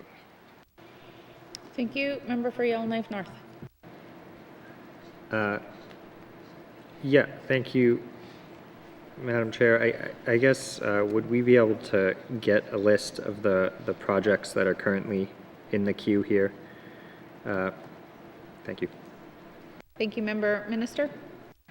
Thank you, Madam Chair. Madam Chair, I certainly do have a list of projects, and I'm only hesitant in that it's because these are community-driven projects. I want to confirm there's no reason that I'm holding it and can't share it, but if there's not, then I'm certainly happy to share that at the very least with committee. Thank you.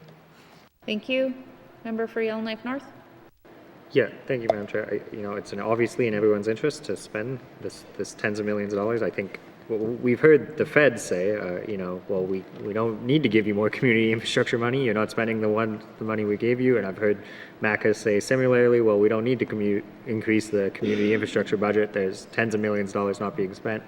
I think we all know if this was just unconditional money to spend on infrastructure, they'd get it done. But sometimes the ISIP project categories were rather specific, and you kind of had to shoehorn projects in, and I know there's some frustration about that. So just a bit of a comment, I don't think our communities need infrastructure money, but when we put these strings attached to it and then we hold it as N.W.T, it's clearly having a hard time getting out the door, and there's a larger conversation to be had to get all the parties to the table that make sure this money is spent. So a comment. Thank you, Madam Chair. Thank you. Member for Tabacha. Thank you, Madam Chair. I just want to make a comment because just some of the comments that are being made is, flow-through money from the federal government just comes to the government and it's flowed through. Many times, even when I was Chief of Salt River First Nation, monies that we got from Salt River First Nation flowed through the government of the Northwest Territories. Okay? It has nothing to do with the government of the Northwest Territories. That's the way the federal government gets the money out the door to go to the First Nation or to the community, or it's not the fault of anyone in this house. That's just the way it's done. And if the community at that time is not ready because there's something that happened, or it could be many things. Like now we're into wildfires, we're into climate change, like everybody always brings that up all the time. I'm not used to defending how money flows through governments, but that's just a standard practice that's been done for years and years. As far as I know, since I've been in leadership, and way before that when my husband was mayor of Fort Smith, that's the way it's done, even for the municipality of Fort Smith. So going on to say that there's something being done wrong when the money's flowed through here, or making it sound like it's not right, is incorrect information. And I'd like more clarity on that, if that's the way it's done. And you can't fault people for if someone's not doing the other part on the other side, because there might have been change in leadership, there might have been different standards now, there might have been a criteria that they cannot follow, because there's all these criterias that have to come into play before the money is asked for. It doesn't. Well, you just don't flow the millions through and then it just comes.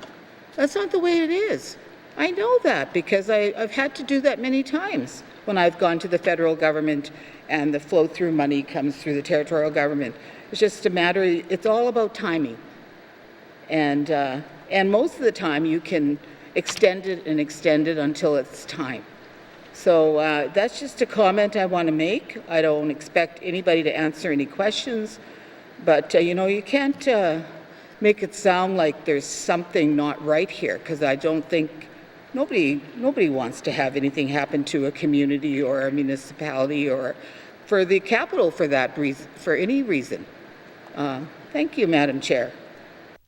Yep.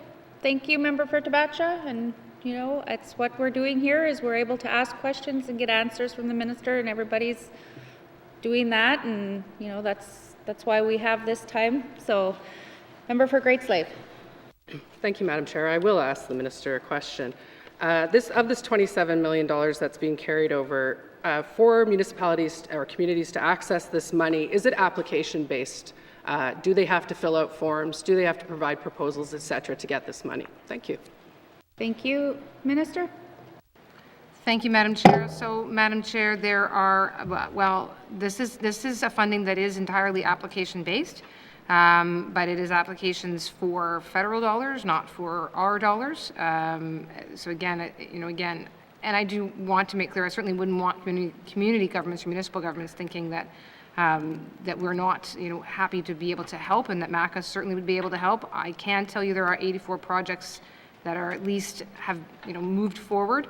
5 of those, now mind you, are waiting again for approval from Canada, so not the N.W.T. I'll stop there, Madam Chair. I think I've gone beyond the member's question. Thank you. Member for Great Slave. Thank you. I appreciate the minister's answer. So in its capacity with this type of money, is MACA providing technical advice to the communities, and are they helping with the preparation of the federal application process? Thank you. Thank you. Minister. Thank you, Madam Chair. Madam Chair, I shot a glance over to the Minister of MACA, and he's nodded over as to assure me that indeed they do provide that information. And I can say the information I have regarding the projects and their stages of completion does come from MACA, so they do monitor that along the way. Thank you, Madam Chair. Thank you. Member for Great Slave. Thank you, Madam Chair. So would it not be fair then to say, given the amount of emergency work and extra work that MACA has had over the last few years, given the number of disasters, that perhaps capacity within the department is stretched, which then maybe would impact some of these projects from going forward? Also, I'm assuming that this is not the first that's lapsed, and it probably lapsed through COVID. I know for a fact it did as well. So with COVID having shut down a lot of the government of the Northwest Territories, can the minister speak to how much the overtaxing of the Department of MACA may have led to the lapsing of this money? Thank you. Thank you. Minister. Thank you, Madam Chair. Madam Chair, I would certainly put the hat on as being minister responsible for the public service to say that I know many, many public servants in all departments have faced a great deal of challenges over the last few years, and frankly have performed, I would argue, very admirably well under those circumstances nonetheless. Out of the projects here, there's 20 that are complete or over 50% completion, another 31 that are underway and moving forward. There are others that have not started and or we aren't quite sure where they are in process. So it's that cohort of projects that I think would warrant a further look from folks at MACA and see if there's a particular barrier that needs to be resolved.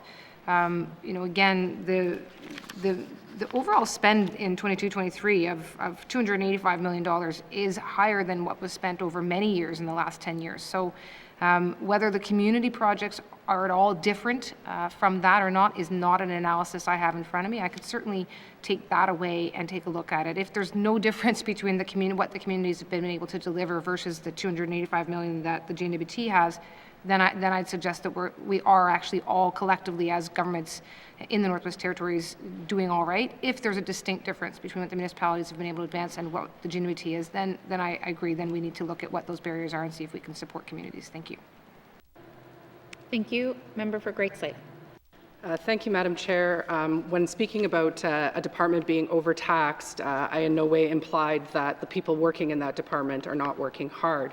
My point being that there has been numerous unplanned for disasters over the last several years, and this is the smallest department. In the minister's words himself in an email has told me that his staff did not have the capacity to deal with the flooding that happened in Fort Simpson. So I would assume that given the flooding that happened the year after in Hay River and now forest fires, that would continue on. When the minister speaks about the $285 million being more than we've ever seen before, well, all I've heard this government talk about and blame is inflation and supply chain issues. So looking at a final number of $285 million and comparing it to pre-COVID years and saying, oh, well, we're actually doing quite well, is not really the full situation. To me, that a lot of that would probably just be about cost overruns, money back more to contractors as they've had to bear more costs, the lack of prompt payment by the N.W.T, the lack of awarding of contracts, money being spent on RFPs by people that are then not awarded, that the N.W.T doesn't seem to be too concerned about private sector having to spend money and time preparing those. So I don't think that that's a really fulsome look at what is going on there. I'm going to stop there, but I think that this again, I would like to reiterate that our government holds all the keys and the strings to the municipal and communities, the municipalities and communities, and to then turn around and act like it's the municipalities and communities that did not get this money out the door when the government was stopping people from coming into our territory and impeding business is not something that I can sit and just listen to. Thank you. Thank you, member. I didn't see or hear any question in that. So did you have any further questions for the minister? Thank you. Supplementary estimates, infrastructure expenditures number 2, 2023-2024, Department of Municipal and Community Affairs, operation expenditures, community operations not previously authorized, $29,473,000. Does committee agree? Supplementary estimates, infrastructure expenditures number 2, 2023-2024, Department of Municipal and Community Affairs, operation expenditures, total department not previously authorized, $29,473,000. Does committee agree? Committee, please now turn to page 9. Supplementary estimates, infrastructure expenditures, number 2, 2023-2024, Department of Legislative Assembly, capital investment expenditures, Office of the Clerk, not previously authorized, $59,000. Does committee agree? Supplementary estimates, infrastructure expenditures, number 2, 2023-2024, Department of Legislative Assembly, capital investment expenditures, total department not previously authorized, $59,000. Does committee agree? Please turn to page 10. Supplementary estimates, infrastructure expenditures, number 2, 2023-2024, Department of Education, Culture and Employment, capital investment expenditures, junior kindergarten to grade 12, school services not previously authorized, $15,159,000. Does committee agree? Member for N.W.T. Yeah, thank you, Madam Chair. No, I want to talk about Mangalak School, the major project I have in my writing for the $10.8 million carryover. I guess that means we didn't spend it last year. I just want to let the Minister know that I am supporting this budget here in regards to for this project. But can someone tell me what's the revised schedule and timeline for that project in Tuck? Thank you, Madam Chair. Thank you. Minister. Thank you, Madam Chair. Madam Chair, I have a schedule here before me, but I think I want to be cautious. I know that the Department of Education, Culture and Employment has been in Tuktoyaktuk recently, and that representatives from infrastructure have been in Tuktoyaktuk recently looking at the school, looking at the progress that's being made. And what I'd like to suggest here, because there's active work happening and there's work actively happening to try to resolve some delays. So rather than read out information that might already be dated, I'd like to work with the member and the Department of EC&E, between Department of Finance, Infrastructure, and EC&E, and perhaps meet with the mayor as well and see if we can come up with the most up-to-date information. I know members of Cabinet are in Inuvik next week, and it might be an opportunity for us to meet with representatives so that we can then at that time provide information. I'm happy to make that public as well. I'm not trying to avoid that here. I just want to ensure that what information we put forward is the most up-to-date and ultimately solution-oriented. Thank you, Madam Chair. Thank you. Member for N.W.T. Oh, just in regards to that, Madam Chair, I have 227 students in Tuck. I have 38 staff that's been out without a gym for the last 2 years. I worry about my youth in regards to not having a gymnasium and working on a construction site. I need our cabinet, I brought forward, I sourced out property in the community when I was asked to in regards to the portables. I need 4 portables. They're not $5 million, they're about 2.3 or 2.4 million. That has to happen before September 1st. We need to get this sorted out because we need the gymnasium back in the community because it's not healthy for youth. And how many kids are not going to school?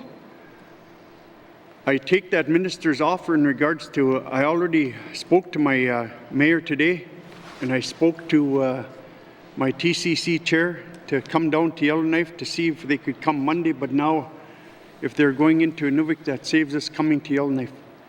So I take that offer up, and I look forward to meeting with her with an update on what's the plan, and meeting with the contractor as well, and to get a timeline, a solid timeline on a go forward for Mangalalek School and the youth, and my teaching staff in the community. Thank you. Thank you.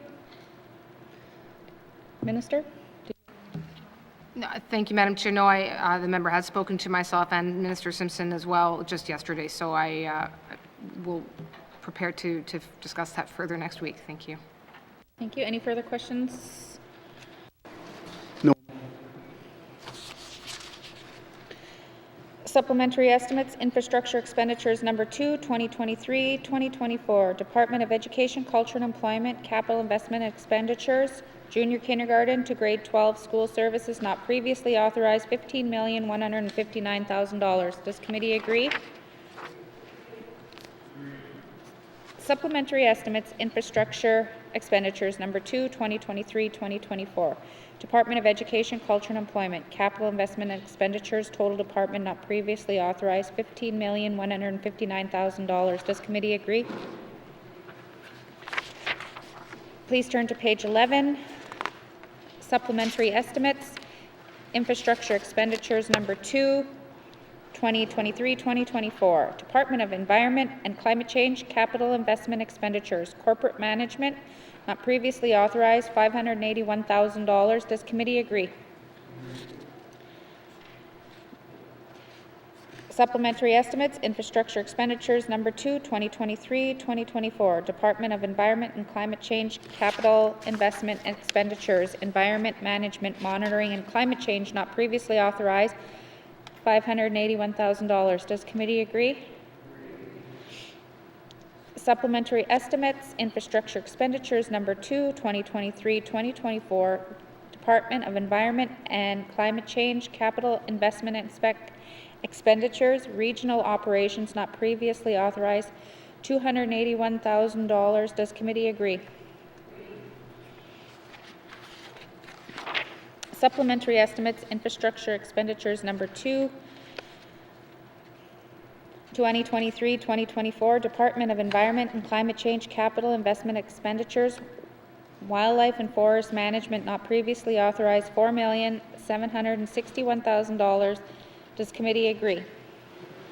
Thank you. Supplementary estimates, infrastructure expenditures number 2, 2023-2024, Department of Environment and Climate Change, capital investments expenditures, total department not previously authorized, $6,204,000. Does committee agree? Oh, member for Yellowknife North. Thank you, Madam Chair. I had a few questions about the previous line item. I guess the $1.6 million for the Fort Smith Territorial Fire Center. I believe this is the first time that the Legislative Assembly is approving any money for this project, which is exciting news. I remember we all went and got a tour of the old fire center. But I guess I just have some basic questions. Do we have a cost estimate of what a new territorial fire center will cost us? Thank you. Thank you. Minister. Thank you, Madam Chair. So, Madam Chair, let me just briefly, again, I'm sorry I don't have a clock in my line of sight, but the reason this is the first time coming in is prior to now, what we were anticipating is that this would actually ultimately be an operations expense, and it would have gone as a design and build to an external proponent. If that had been the case, then the work would have been undertaken this summer by the external proponent, and it would have shown up later in the operations budget of the N.W.T. Now, that said, because it hasn't gone that way, which is fine, we will be taking it on as a capital project for the N.W.T. It would have been paid from one budget or paid from the other, but it's going to be paid via capital budget. And so by advancing some money here in the supplementary estimates, we avoid losing this construction season. Part of that work actually is to develop a final budget for the project, is to do some of the final design work that is required.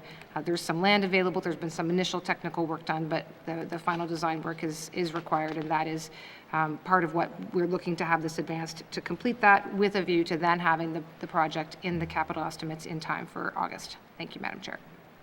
Thank you. Member for Yellowknife North. Yeah, thank you, Madam Chair. Can I just get bit more understanding then of how this is going to be procured? Will this be normal public procurement? And then I guess the intention is this $1.6 million will be intended to get us design, and then we will go out for a public tender? Is this a design bid build, essentially, I'm asking, or design build? What kind of procurement are we using? Thank you. Thank you, Minister. Thank you, Madam Chair. Yes, this is the advanced work to then be able to put it out for a design build through a public procurement process. Thank you. Thank you. Member for Yellowknife North. Thank you. Is there any federal money for this type of thing? Thank you. Minister of Finance. Thank you, Madam Chair. Madam Chair, I don't know that I have federal money allotted to this as of yet. Certainly, there's always chances to go and ask, but at this point, Madam Chair, I don't. There's no indication at this point that we have federal dollars attached to it. And given that we don't have a final budget, I think it would be arguably premature to go and ask just yet. If we're going to ask, let's know what we're asking for. Thanks, Madam Chair. Thank you. Member for Yellowknife North. I mean, I somewhat disagree with that. You are asking the Assembly for millions of dollars. You could probably also ask the feds for millions of dollars. Do we have an estimated date of completion for the Fort Smith Territorial Fire Center? Thank you. Thank you. Minister of Finance.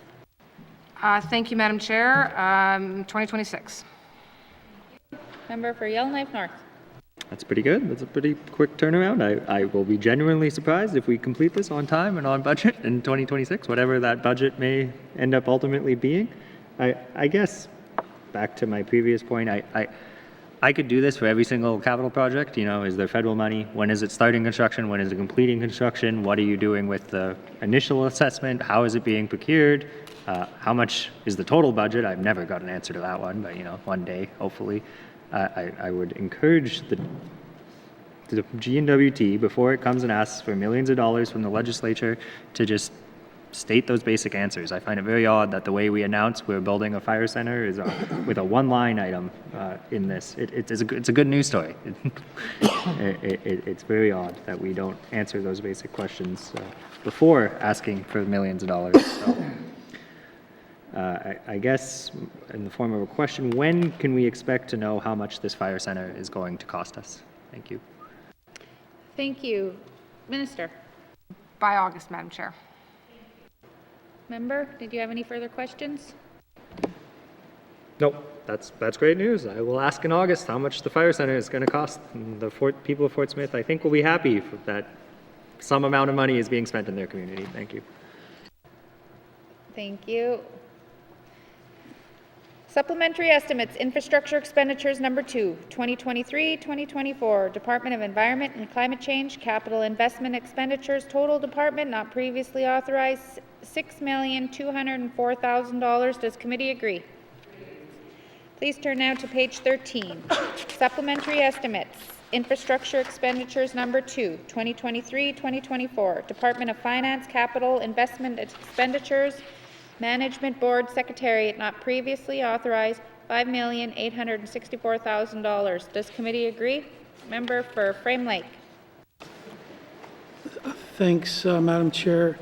So it doesn't seem like there's a lot of information here. Where's this fiber line going from and to? Thanks, Madam Chair. Thank you. Minister. This is continuing in the completion of the Mackenzie Via fiber line between Inuvik and Tuktoyaktuk, Madam Chair. Thank you. Member for Frame Lake. Yeah, okay, that's good to know. Can we not kind of include a little more detail in the subs where, where's a project's actually taking place in the future? Thank you. Thank you. Minister? Certainly, Madam Chair, that we can certainly, yes, Madam Chair. Member for Frame Lake? No. Good job, Minister. Supplementary estimates, infrastructure expenditures number 2, 2023-2024, Department of Finance, capital investment expenditures, Management Board Secretariat, not previously authorized, $5,864,000. Does committee agree? Supplementary estimates, infrastructure expenditures number 2, 2023-2024, Department of Finance Capital Investment Expenditures, Office of the Chief Information Officer, not previously authorized, $1,867,000. Does committee agree?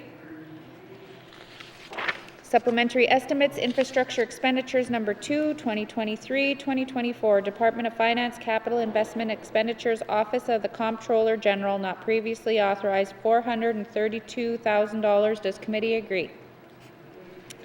Supplementary estimates, infrastructure expenditures number 2, 2023-2024, Department of Finance Capital Investment Expenditures, total department, not previously authorized, $8,163,000. Does committee agree? Please turn to page 14. Supplementary estimates, infrastructure expenditures number 2, 2023-2024, Department of Health and Social Services, capital investment expenditures, administrative and support services, not previously authorized, $6,880,000. Does committee agree? Supplementary estimates, infrastructure expenditures number 2, 2023-2024, Department of Health and Social Services, capital investment expenditures, health and social programs, not previously authorized, $5,261,000. Does committee agree? Supplementary estimates, infrastructure expenditures number 2, 2023-2024, Department of Health and Social Services, capital investment expenditures, long-term and continuing care services, not previously authorized, $7,176,000. Does committee agree? Supplementary estimates, infrastructure expenditures number 2, 2023-2024, Department of Health and Social Services, capital investment expenditures, total department, not previously authorized, $19,317,000. Does committee agree? Now turn to page 15. Supplementary estimates, infrastructure expenditures number 2, 2023-2024, Department of Industry, Tourism, Investment, capital investment expenditures, economic diversification and business support, not previously authorized, $2,780,000. Does committee agree? Supplementary estimates, infrastructure expenditures number 2, 2023-2024, Department of Industry, Tourism, and Investment, capital investment expenditures, mineral and petroleum resources, not previously authorized, $175,000. Member for Yellowknife North. Thank you, Madam Chair. This is our famous MARS Mineral Administration Registry System, and I believe, this is required to get us to online map staking. And I believe to do that, we got to implement the Mineral Resources Act and get the regs done. We've carried this over a number of times. Can we just have a realistic timeline of when we would actually buy the software and have online map staking in place? Thank you. Thank you. Member for Minister of Finance.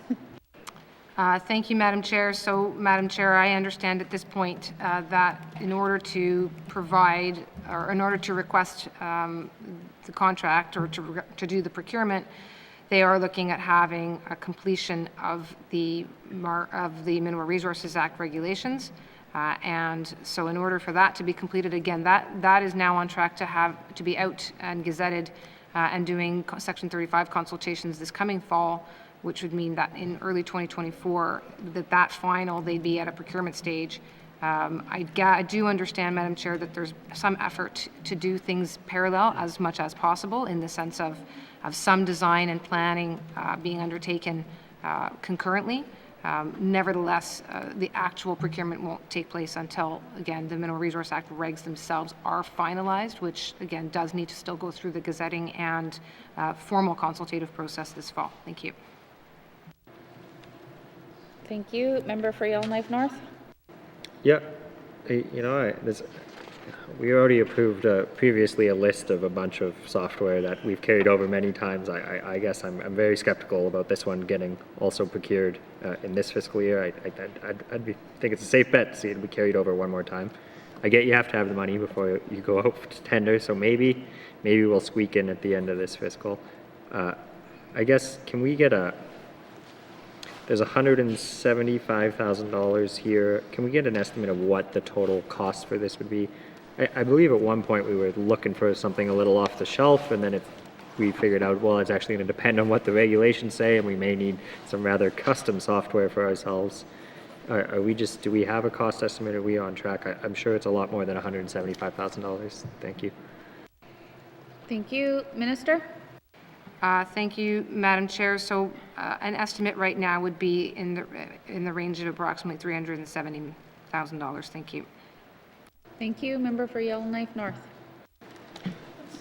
Yeah, thank you, Madam Chair. Maybe I had a different number in my head. I guess, sorry, can I clarify then? Would that, it's the first time I heard that number, would that be like a licensing fee? Has something changed in the sense that would it be $370,000 annually? Or, yeah, can I just get some more context? Or is that total? We get some custom design software and we own it kind of thing? Thank you. Thank you. Minister? Madam Chair, thank you. I don't know that with certainty, so I don't want to surmise here. I'm showing a contract value. Now, whether there'd be some additional annual fee, I would anticipate so, but I don't have that here, so I will confirm and we'll get that to committee. Thank you. Thank you. Member for Yellowknife North. Yeah, thank you. Yeah, I would, yeah, like that committee of the total cost. My understanding was going to cost millions of dollars to build this software, and then probably some licensing fees ongoing after that, and some of that, I know is found in capital and some in operations, so I was under a different understanding. But I think if committee could get a general update on what's going on here, this is one of those, there's a lot of people with the last jurisdiction left in Canada without online map staking. It'd be really nice to have a firm deadline. I get it has to go through the regs first, but a bit of an update before the end of this assembly would be greatly appreciated. Thank you. Thank you. Minister? Thank you, Madam Chair. Madam Chair, there is also a lot of concurrence here with the Land Tenure Optimization System, or LTOS, and that will certainly be a significant factor, as in there will be, I expect, some additional costs and probably not insignificant costs. That is the bigger picture system, and Mars is one part of that. So yes, short answer though is yes, happy to ensure that we can give a bigger update to committee. Some of that may be confidential depending on contract state, but as much as can be made public, I'll certainly make note that we provide that as well. Thank you. Thank you. Member for Frame Lake? Yeah, thanks. No, my colleague from Yellowknife North asked some of the questions I wanted to. So this $175,000 that's being carried over, was any money spent on this Mars thing in 22-23? Thanks, Madam Chair. Thank you. Minister? Thank you, Madam Chair. Yes, Madam Chair, $284,000. Thank you. Thank you. Member for Frame Lake? Yeah, thanks. Yeah, the number that kind of sticks in my head is the cost for the whole project was something like about $3.4 million. But is that ring a bell with anybody, any of my friends over there? Thanks, Madam Chair. Thank you. Minister? Thank you, Madam Chair. Madam Chair, let me go back and double check. I mean, I am showing various carryover amounts over the year, but I don't know that I have a total project in front of me. So in the risk of being inaccurate, again, I will confirm, I will make sure that we can get that to committee unless we get it here in the next few seconds from someone else in cyberspace. Thank you. Thank you. Member for Frame Lake, did you have further questions, or you want to give them time? Thanks, Madam Chair. Well, I got 8.5 minutes left on the clock. I probably don't need it all, but I'm happy to give them a minute or two to find it. Thanks. Minister, when you have the information. Yeah, thank you, Madam Chair. Madam Chair, it's like watching a kettle boil. It's now not going to happen. And Madam Chair, I do have numbers. I just want to ensure there's numbers. As I say, it does show revised budgets year over year and capital carryovers, but I'm not convinced that what I'm seeing is showing a total project budget as well, Madam Chair. I think there was some total project There's a total project budget, but that also, I'm not sure if that is strictly the infrastructure side of it, or if it also included some of the other costs. So that is what I'd like to ensure if we're going to get this out there. So it may well be that I need to confirm that to the House tomorrow, to my colleagues tomorrow. I think the member's correct that there's a roughly $3 to $4 million total project budget, but that's the total project budget and not necessarily the infrastructure associated with Mars. So that's the distinction I'm drawing. I think the numbers my colleagues have are correct, but again, some of that may have been added staffing, supports, et cetera, research analysis that went into developing the Mars and not just the Mars system. Thank you. Thank you. Member for Frame Lake. Yeah, okay, no, thanks. Yeah, I look forward to getting that information, and if there was a way to kind of show the cash flow over time, I think that'd be really helpful. I guess more of a comment for me now, Madam Chair. I'm not quite as anxious to jump to map staking from claim staking as my colleague from Yellowknife North, because I think there's still some really significant policy questions that really haven't been explored in any way. And part of that is, how much is it going to, are the fees going to remain the same? Because we don't want to create, well, I certainly don't think it's helpful to create a staking rush where people can go and tie up land and not do any exploration on it. And that's been the experience with some other jurisdictions that have gone to map staking.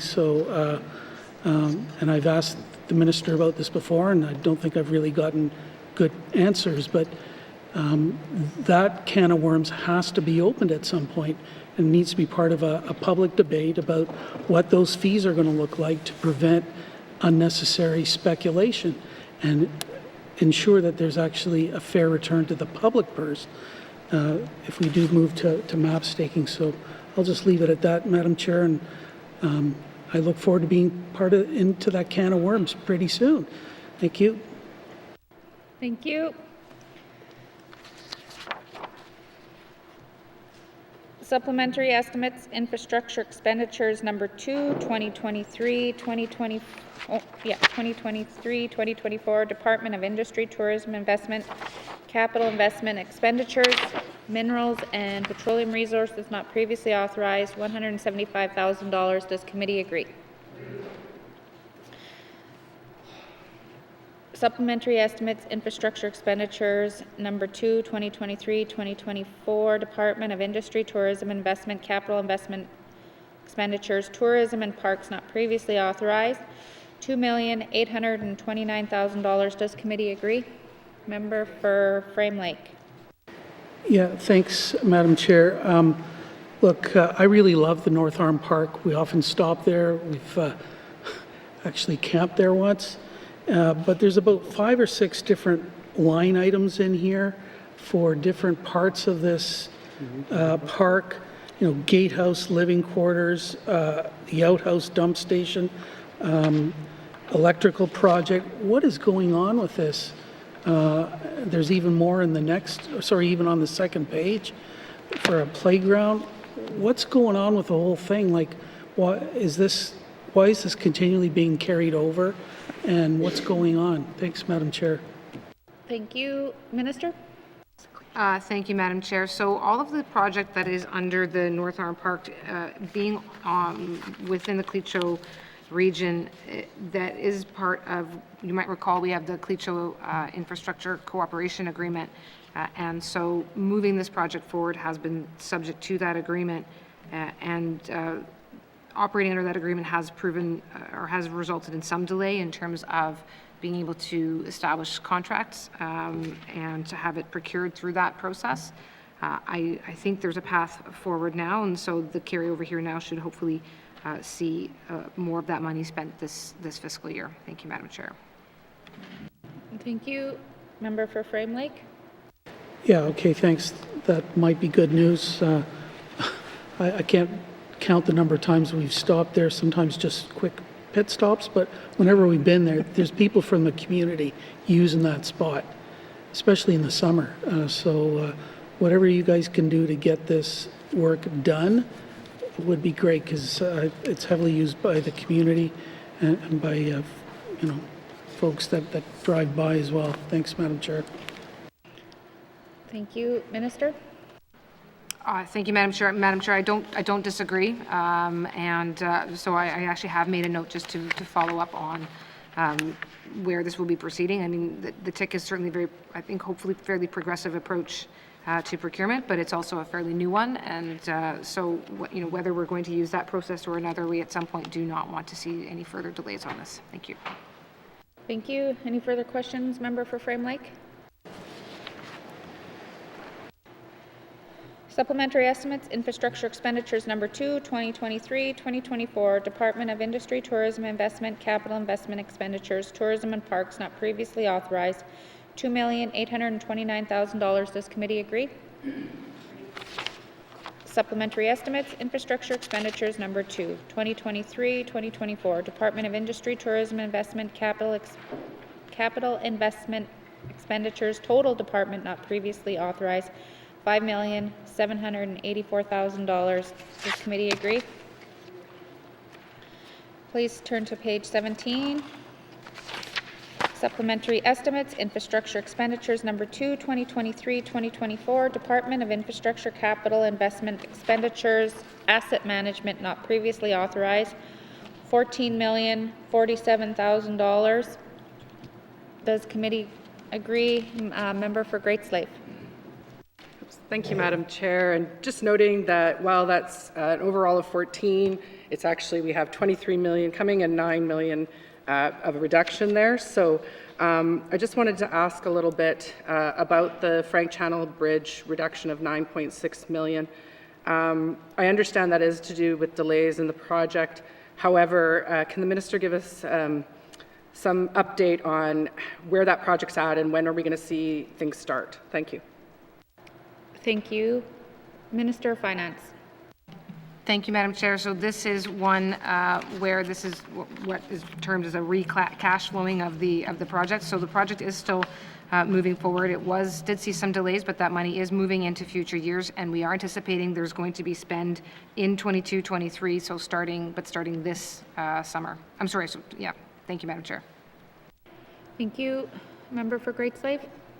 Thank you, Madam Chair. And it's my understanding that this project will also be subject to the Clecho agreement that the minister was referring to earlier in the tourism section. And I'm just curious to know, given that that has delayed other projects in the past, what's being done to ensure that the Frank Channel doesn't have that same issue, given the Frank Channel Bridge, given that it is such a critical piece of infrastructure to our region and to the territory as a whole. Also, I note that it is my understanding that most of the projects that are being done under this agreement are coming in at a greater price tag than other projects done in other communities that are equivalent or even actually more remote. Thank you. Thank you, Minister. Thank you, Madam Chair. And Madam Chair, I was thinking, just to be clear earlier, the spending is happening this summer, which is the 23-24 spend, and it is expected at this point that that will be a sufficient amount to move us to a point with regulatory permitting, engagement, design, et cetera, will be done this summer. Madam Chair, I with respect to the infrastructure cooperation agreement, numbers do at times may come in higher, but that is anticipated, and that is certainly with respect to procurement often said and often argued that some additional cost reflective of the fact that the costs for contractors in the north are higher is appropriate. Obviously, there's a limit to how much we can allow public dollars to spend on a higher amount. So what the infrastructure cooperation agreement tries to do in terms of striking that balance while allowing and expecting some, as again I said, knowing that there'll be some additional cost here, but then keeping those dollars in the north has a benefit. But we don't have to go through procurement.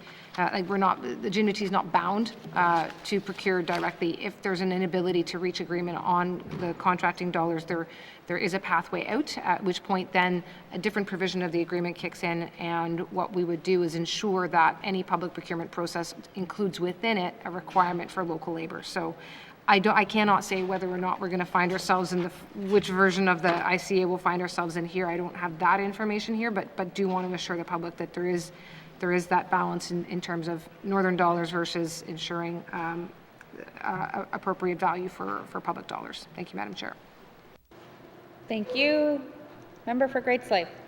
Thank you, Madam Chair. And in fact, I have said that before in this House. I'm pretty sure, too, that I do agree that it is a cost to doing business that is higher in the north. And I've said it to my colleague beside me that isn't here today, that I would rather see us overpay Indigenous groups to do work than to be overpaying Southerners that are coming in and that money is leaving.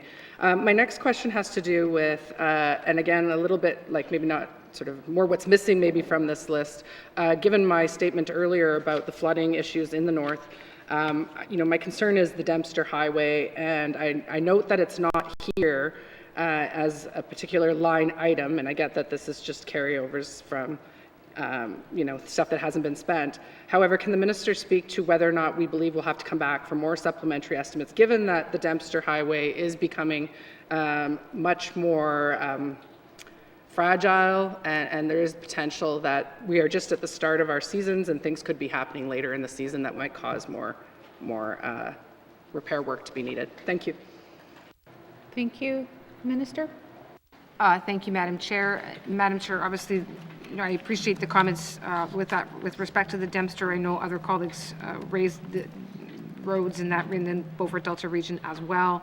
And I'm live to the fact that I know the three premiers from the Northern Territories also raised concerns around ensuring the viability of the Dempster going forward. So, wanting to assure the public that there's an awareness of the need to maintain that roadway. That said, Madam Chair, with respect to this list, obviously it is not on this list because this is, it's not one of the projects that was needing a carryover or that is seeing a new project coming into supplementary appropriation. We are heading into the more formal capital planning stage with the infrastructure acquisition plan being put together and shared with committee, and then followed closely on that would be the capital plan that we see here in August. So that is an ideal opportunity to look at whether or not there is need and whether or not it needs to be advanced at that time. Thank you. Thank you. Member for Great Slave. Thank you, Madam Chair. I'm looking at the community access road improvement, the regional. There's $1 million being carried over there. I do understand that one is hard to always budget for because of if a community doesn't follow through on what they had proposed, it may not get spent. Is that $1 million earmarked already for projects? So is it being carried over to a specific community project, or will it be put back into the fund for application again? And I guess I'm just wondering, where does that $1 million end up going? Thank you. Thank you. Minister of Finance. Thank you, Madam Chair. Madam Chair, I understand that sorry, Madam Chair. I understand that this one does combine with other areas, that this $1 million simply wasn't enough to enter into a contract for individual projects. There is road work that's underway already, but this is one particular, this amount of funding was simply, wasn't being utilized. So, and that's why we're looking to carry it over so that it is still available given the obviously ongoing need. Thank you, Madam Chair. Thank you. Member for Great Slave. So I'm thinking I heard that it just goes back into the general coffer for the fund itself, and I'm looking over to just have someone confirm that for me. Yeah.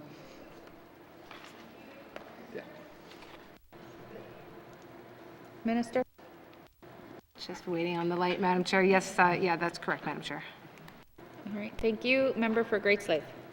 Thank you, Madam Chair. Now I want to look at, I'm just all about the highways. Inuvik to Tuktoyaktuk Highway in your own area for the 2.932, that's a carryover. Over the last week, I noted on social media that there was people were reporting that they had seen new holes opening up, and that maybe I'm mixing up the Dempster, but at this point, I know that the Inuvik to Tuk has its own issues, and I'm concerned that the 2.9 million will not be enough going forward to properly rehab, I know this is a carryover as well, so maybe I'm not asking properly, but can the minister speak to whether or not we think we have enough money for the upcoming year to do the proper rehab of the ITH? Thank you.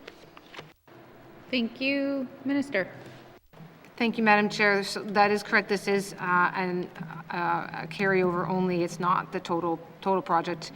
in and of itself. So completion of a complete overhaul is not expected until 27-28 in its entirety, but this does begin the work of engineering, survey, and design, and this will be enough, or at least it's anticipated to be enough to complete that stage of the project, and then with the project to go out to procurement thereafter. Thank you.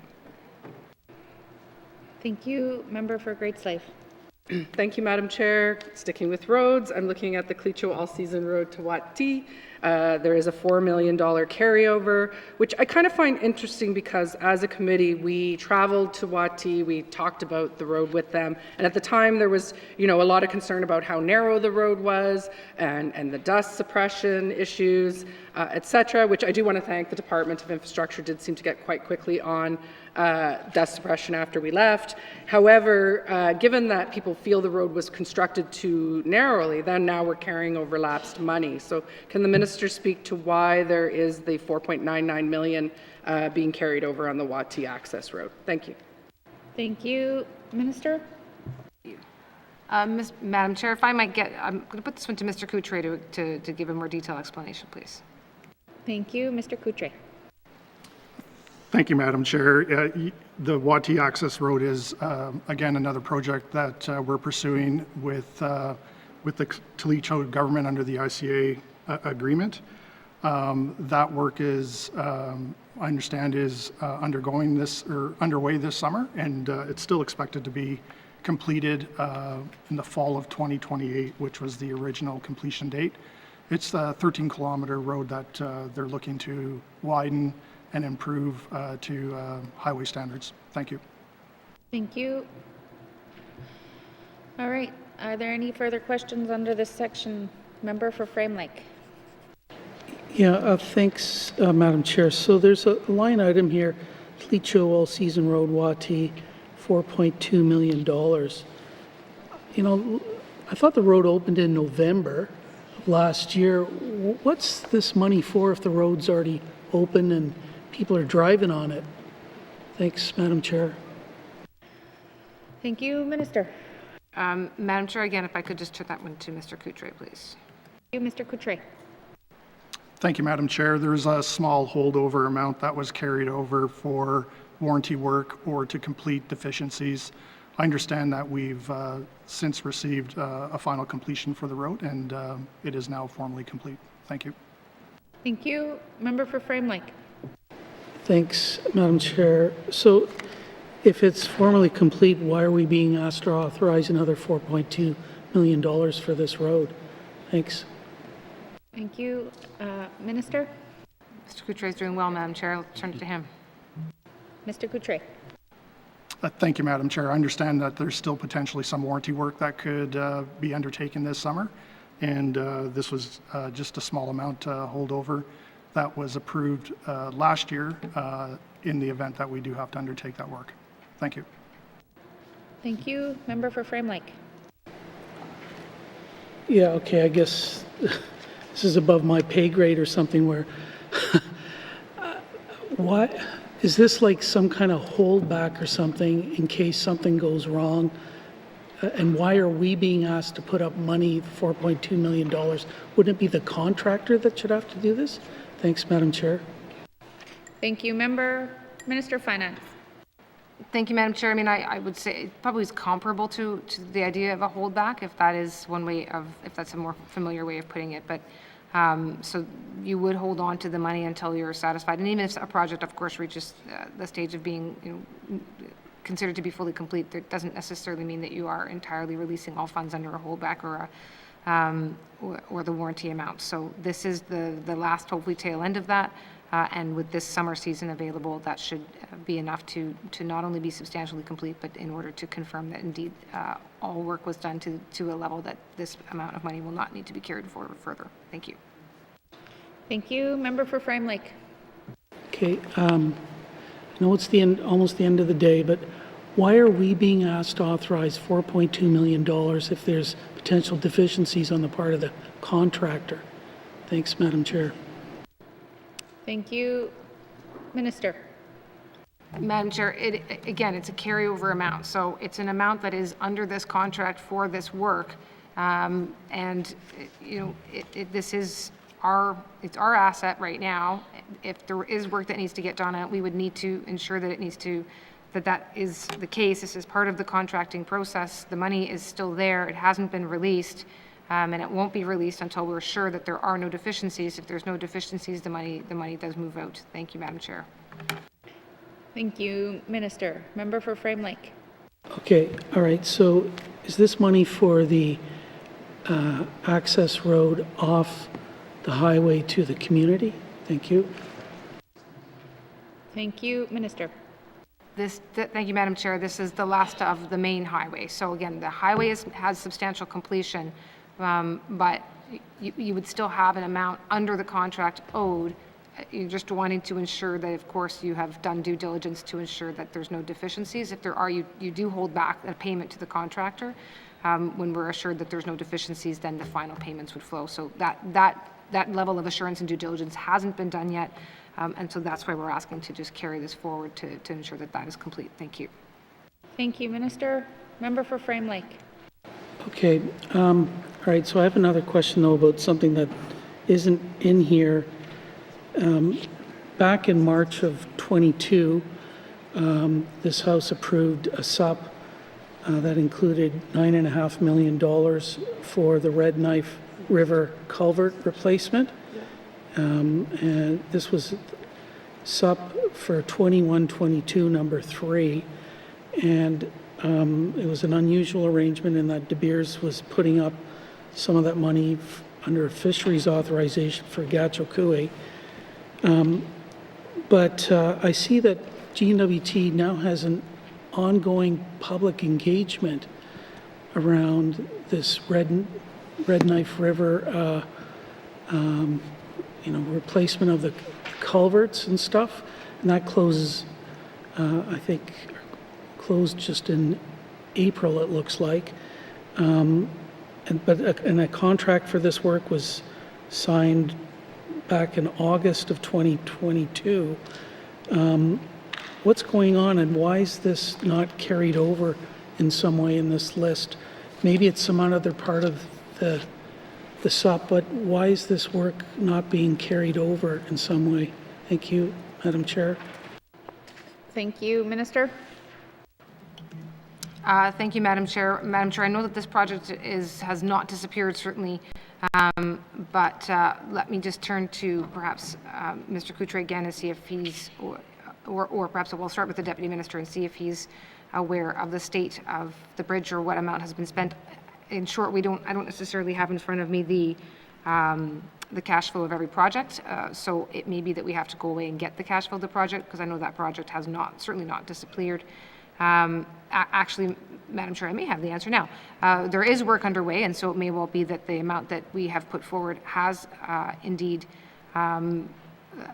allowed us to proceed under the 23-24 season, and there's more work expected here in this coming summer season, but it won't be the end of the work that is required. So again, the portion that would be N.W.T would be the amount that would need to be carried over if necessary, but it may well be that has been adequate to do the work that's required. I can get a full detailed breakdown of the project. I just don't have it with me. Thank you.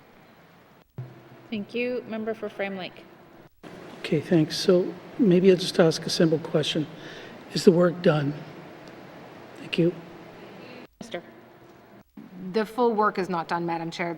It's expected to see work this summer, 24-25 and 25-26. Thank you. Thank you. Member for Frame Lake. Okay, thanks. So where's the authorization to carry forward this money? Is it in this supplementary appropriation, or where is it? Thank you, Madam Chair. Thank you. Minister. Madam Chair, you'd only see if the amounts that were previously approved were not fully spent. So again, if there's no need for a carryover, you wouldn't necessarily see it here, but it certainly hasn't disappeared from the infrastructure acquisition plan, and then it would reappear on the capital estimates coming through for 24-25 later this year. Thank you. Thank you. Member for Frame Lake. Okay, so clearly I'm not an accountant. This funding was authorized in 21-22. The project is not done. And here you've got a public call for people to express their views on this closing this year. Where is the authorization to carry over the money from 21-22 to future years? Thank you. Thank you. Minister? Thank you, Madam Chair. I'm not an accountant either. I'm going to take one run at it, and if not, I can certainly ask one of the folks with me to do so. But if the money only needs to come in as a carryover if that amount is required in the upcoming year. So if the amount for 22-23 wasn't spent and was required in 23-24, it would be a carryover. For a multi-year project, if there's going to be future asks coming in for 24-25 in our capital plan, then you'll see it in the capital plan. But in a multi-year project, it may well be that they don't need to carry over an amount from 23-24 into this one. Thank you, Madam Chair. Thank you.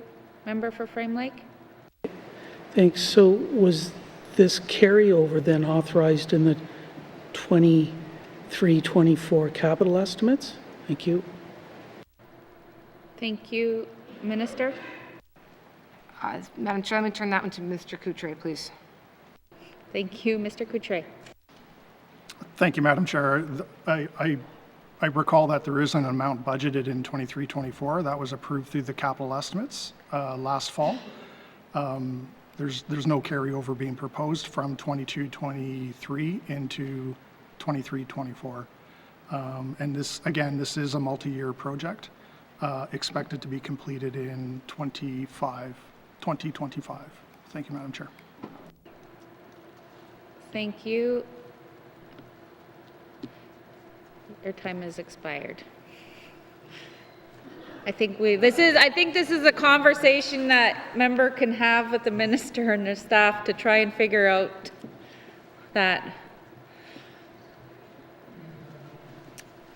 Supplementary estimates, infrastructure expenditures number 2, 2023-2024, Department of Infrastructure Capital Investment Expenditures, Asset Management not previously authorized, $14,047,000. Does committee agree? Supplementary estimates, infrastructure expenditures number 2, 2023-2024, Department of Infrastructure Capital Investment Expenditures, Programs and Services not previously authorized, $19,050,000. Does committee agree? Supplementary estimates, infrastructure expenditures number 2, 2023-2024, Department of Infrastructure Capital Investment Expenditures, total department not previously authorized, $33,097,000. Does committee agree? Please turn to page 19. Supplementary estimates, infrastructure expenditures number 2, 2023-2024, Department of Justice Capital Investment Expenditures, Corrections, not previously authorized, $1,226,000. Does committee agree? Supplementary estimates, infrastructure expenditures number 2, 2023-2024, Department of Justice Capital Investment Expenditures, Court Services not previously authorized, $95,000. Does committee agree? Supplementary estimates, infrastructure expenditures number 2, 2023-2024, Department of Justice Capital Investments Expenditures, total department not previously authorized, $1,321,000. Does committee agree? Thank you, committee. Do you agree that you've concluded consideration of table document 940-19 brackets 2, supplementary estimates, infrastructure expenditures number 2, 2023-2024? Member for Frame Lake. Thanks, Madam Chair. No, I move that this committee defer further consideration of table document 940-19 brackets 2, supplementary estimates, infrastructure expenditures number 2, 2023-2024 at this time. I'll see you, Madam Chair. Thank you. The motion is being distributed.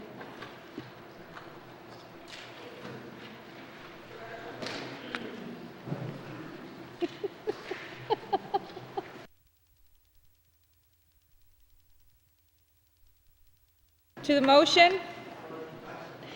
Question has been called. All those in favor? All those opposed? Motion is carried. Consideration of table document 940-19-2 is deferred. Thank you, ministers, and thank you to the witnesses for appearing before us. Sergeant at Arms, you can escort the witnesses from the chamber. Member for Frame Lake. Merci, Madame la Présidente. I move that the chair rise and report progress.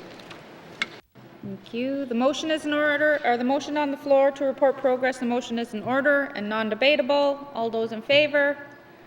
All those opposed?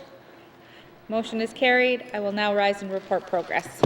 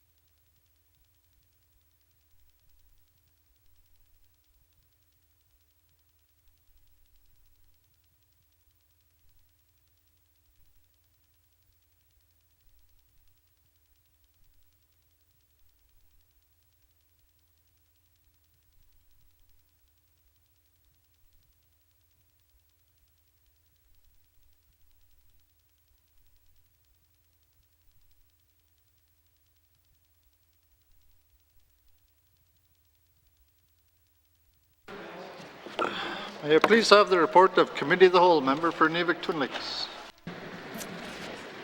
Thank you, Mr. Speaker. Mr. Speaker, your committee has been considering Bill 90 and table document 940-19(2) and would like to report progress with one motion carried, and that Bill 90 is ready for third reading. And Mr. Speaker, I move that the report of the Committee of the Whole be concurred with. Thank you. For N.W.T. do you have a seconder? Member for Yellowknife South. All those in favor? All those opposed? Any abstentions? Motion's carried. Third reading of bills. Third reading of bills. Mr. Clerk, orders of the day. Thank you, Mr. Speaker. Orders of the day for Thursday, June 1st, 2023 at 1:30 p.m. Prayer, Minister Statements, Member Statements, Returns to Oral Questions, Oral Question 1584-19-2, Recognition of Visitors in the Gallery, Acknowledgements, Oral Questions, Written Questions, Returns to Written Questions, Replies to the Commissioner's Address. Petitions, Reports of Committees on the Review of Bills, Reports of Standing and Special Committees, Tabling of Documents, Notices of Motion, Motions, Notices of Motion for First Reading of Bills, First Reading of Bills, Bills 93, Bill 94, Second Reading of Bills, Bill 64, Bill 92, Consideration in Committee of the Whole of Bills and Other Matters, Bills 23, 29, 72, Committee Report 52-19-2, Minister Statement 264, Table Document 681, 940, 941, Report of Committee of the Whole, Third Reading of Bills, Bill 90, Orders of the Day. Thank you, Mr. Speaker. Thank you, Mr. Clerk. This House stands adjourned until Thursday, June 1st, 2023 at 1:30 p.m. Order!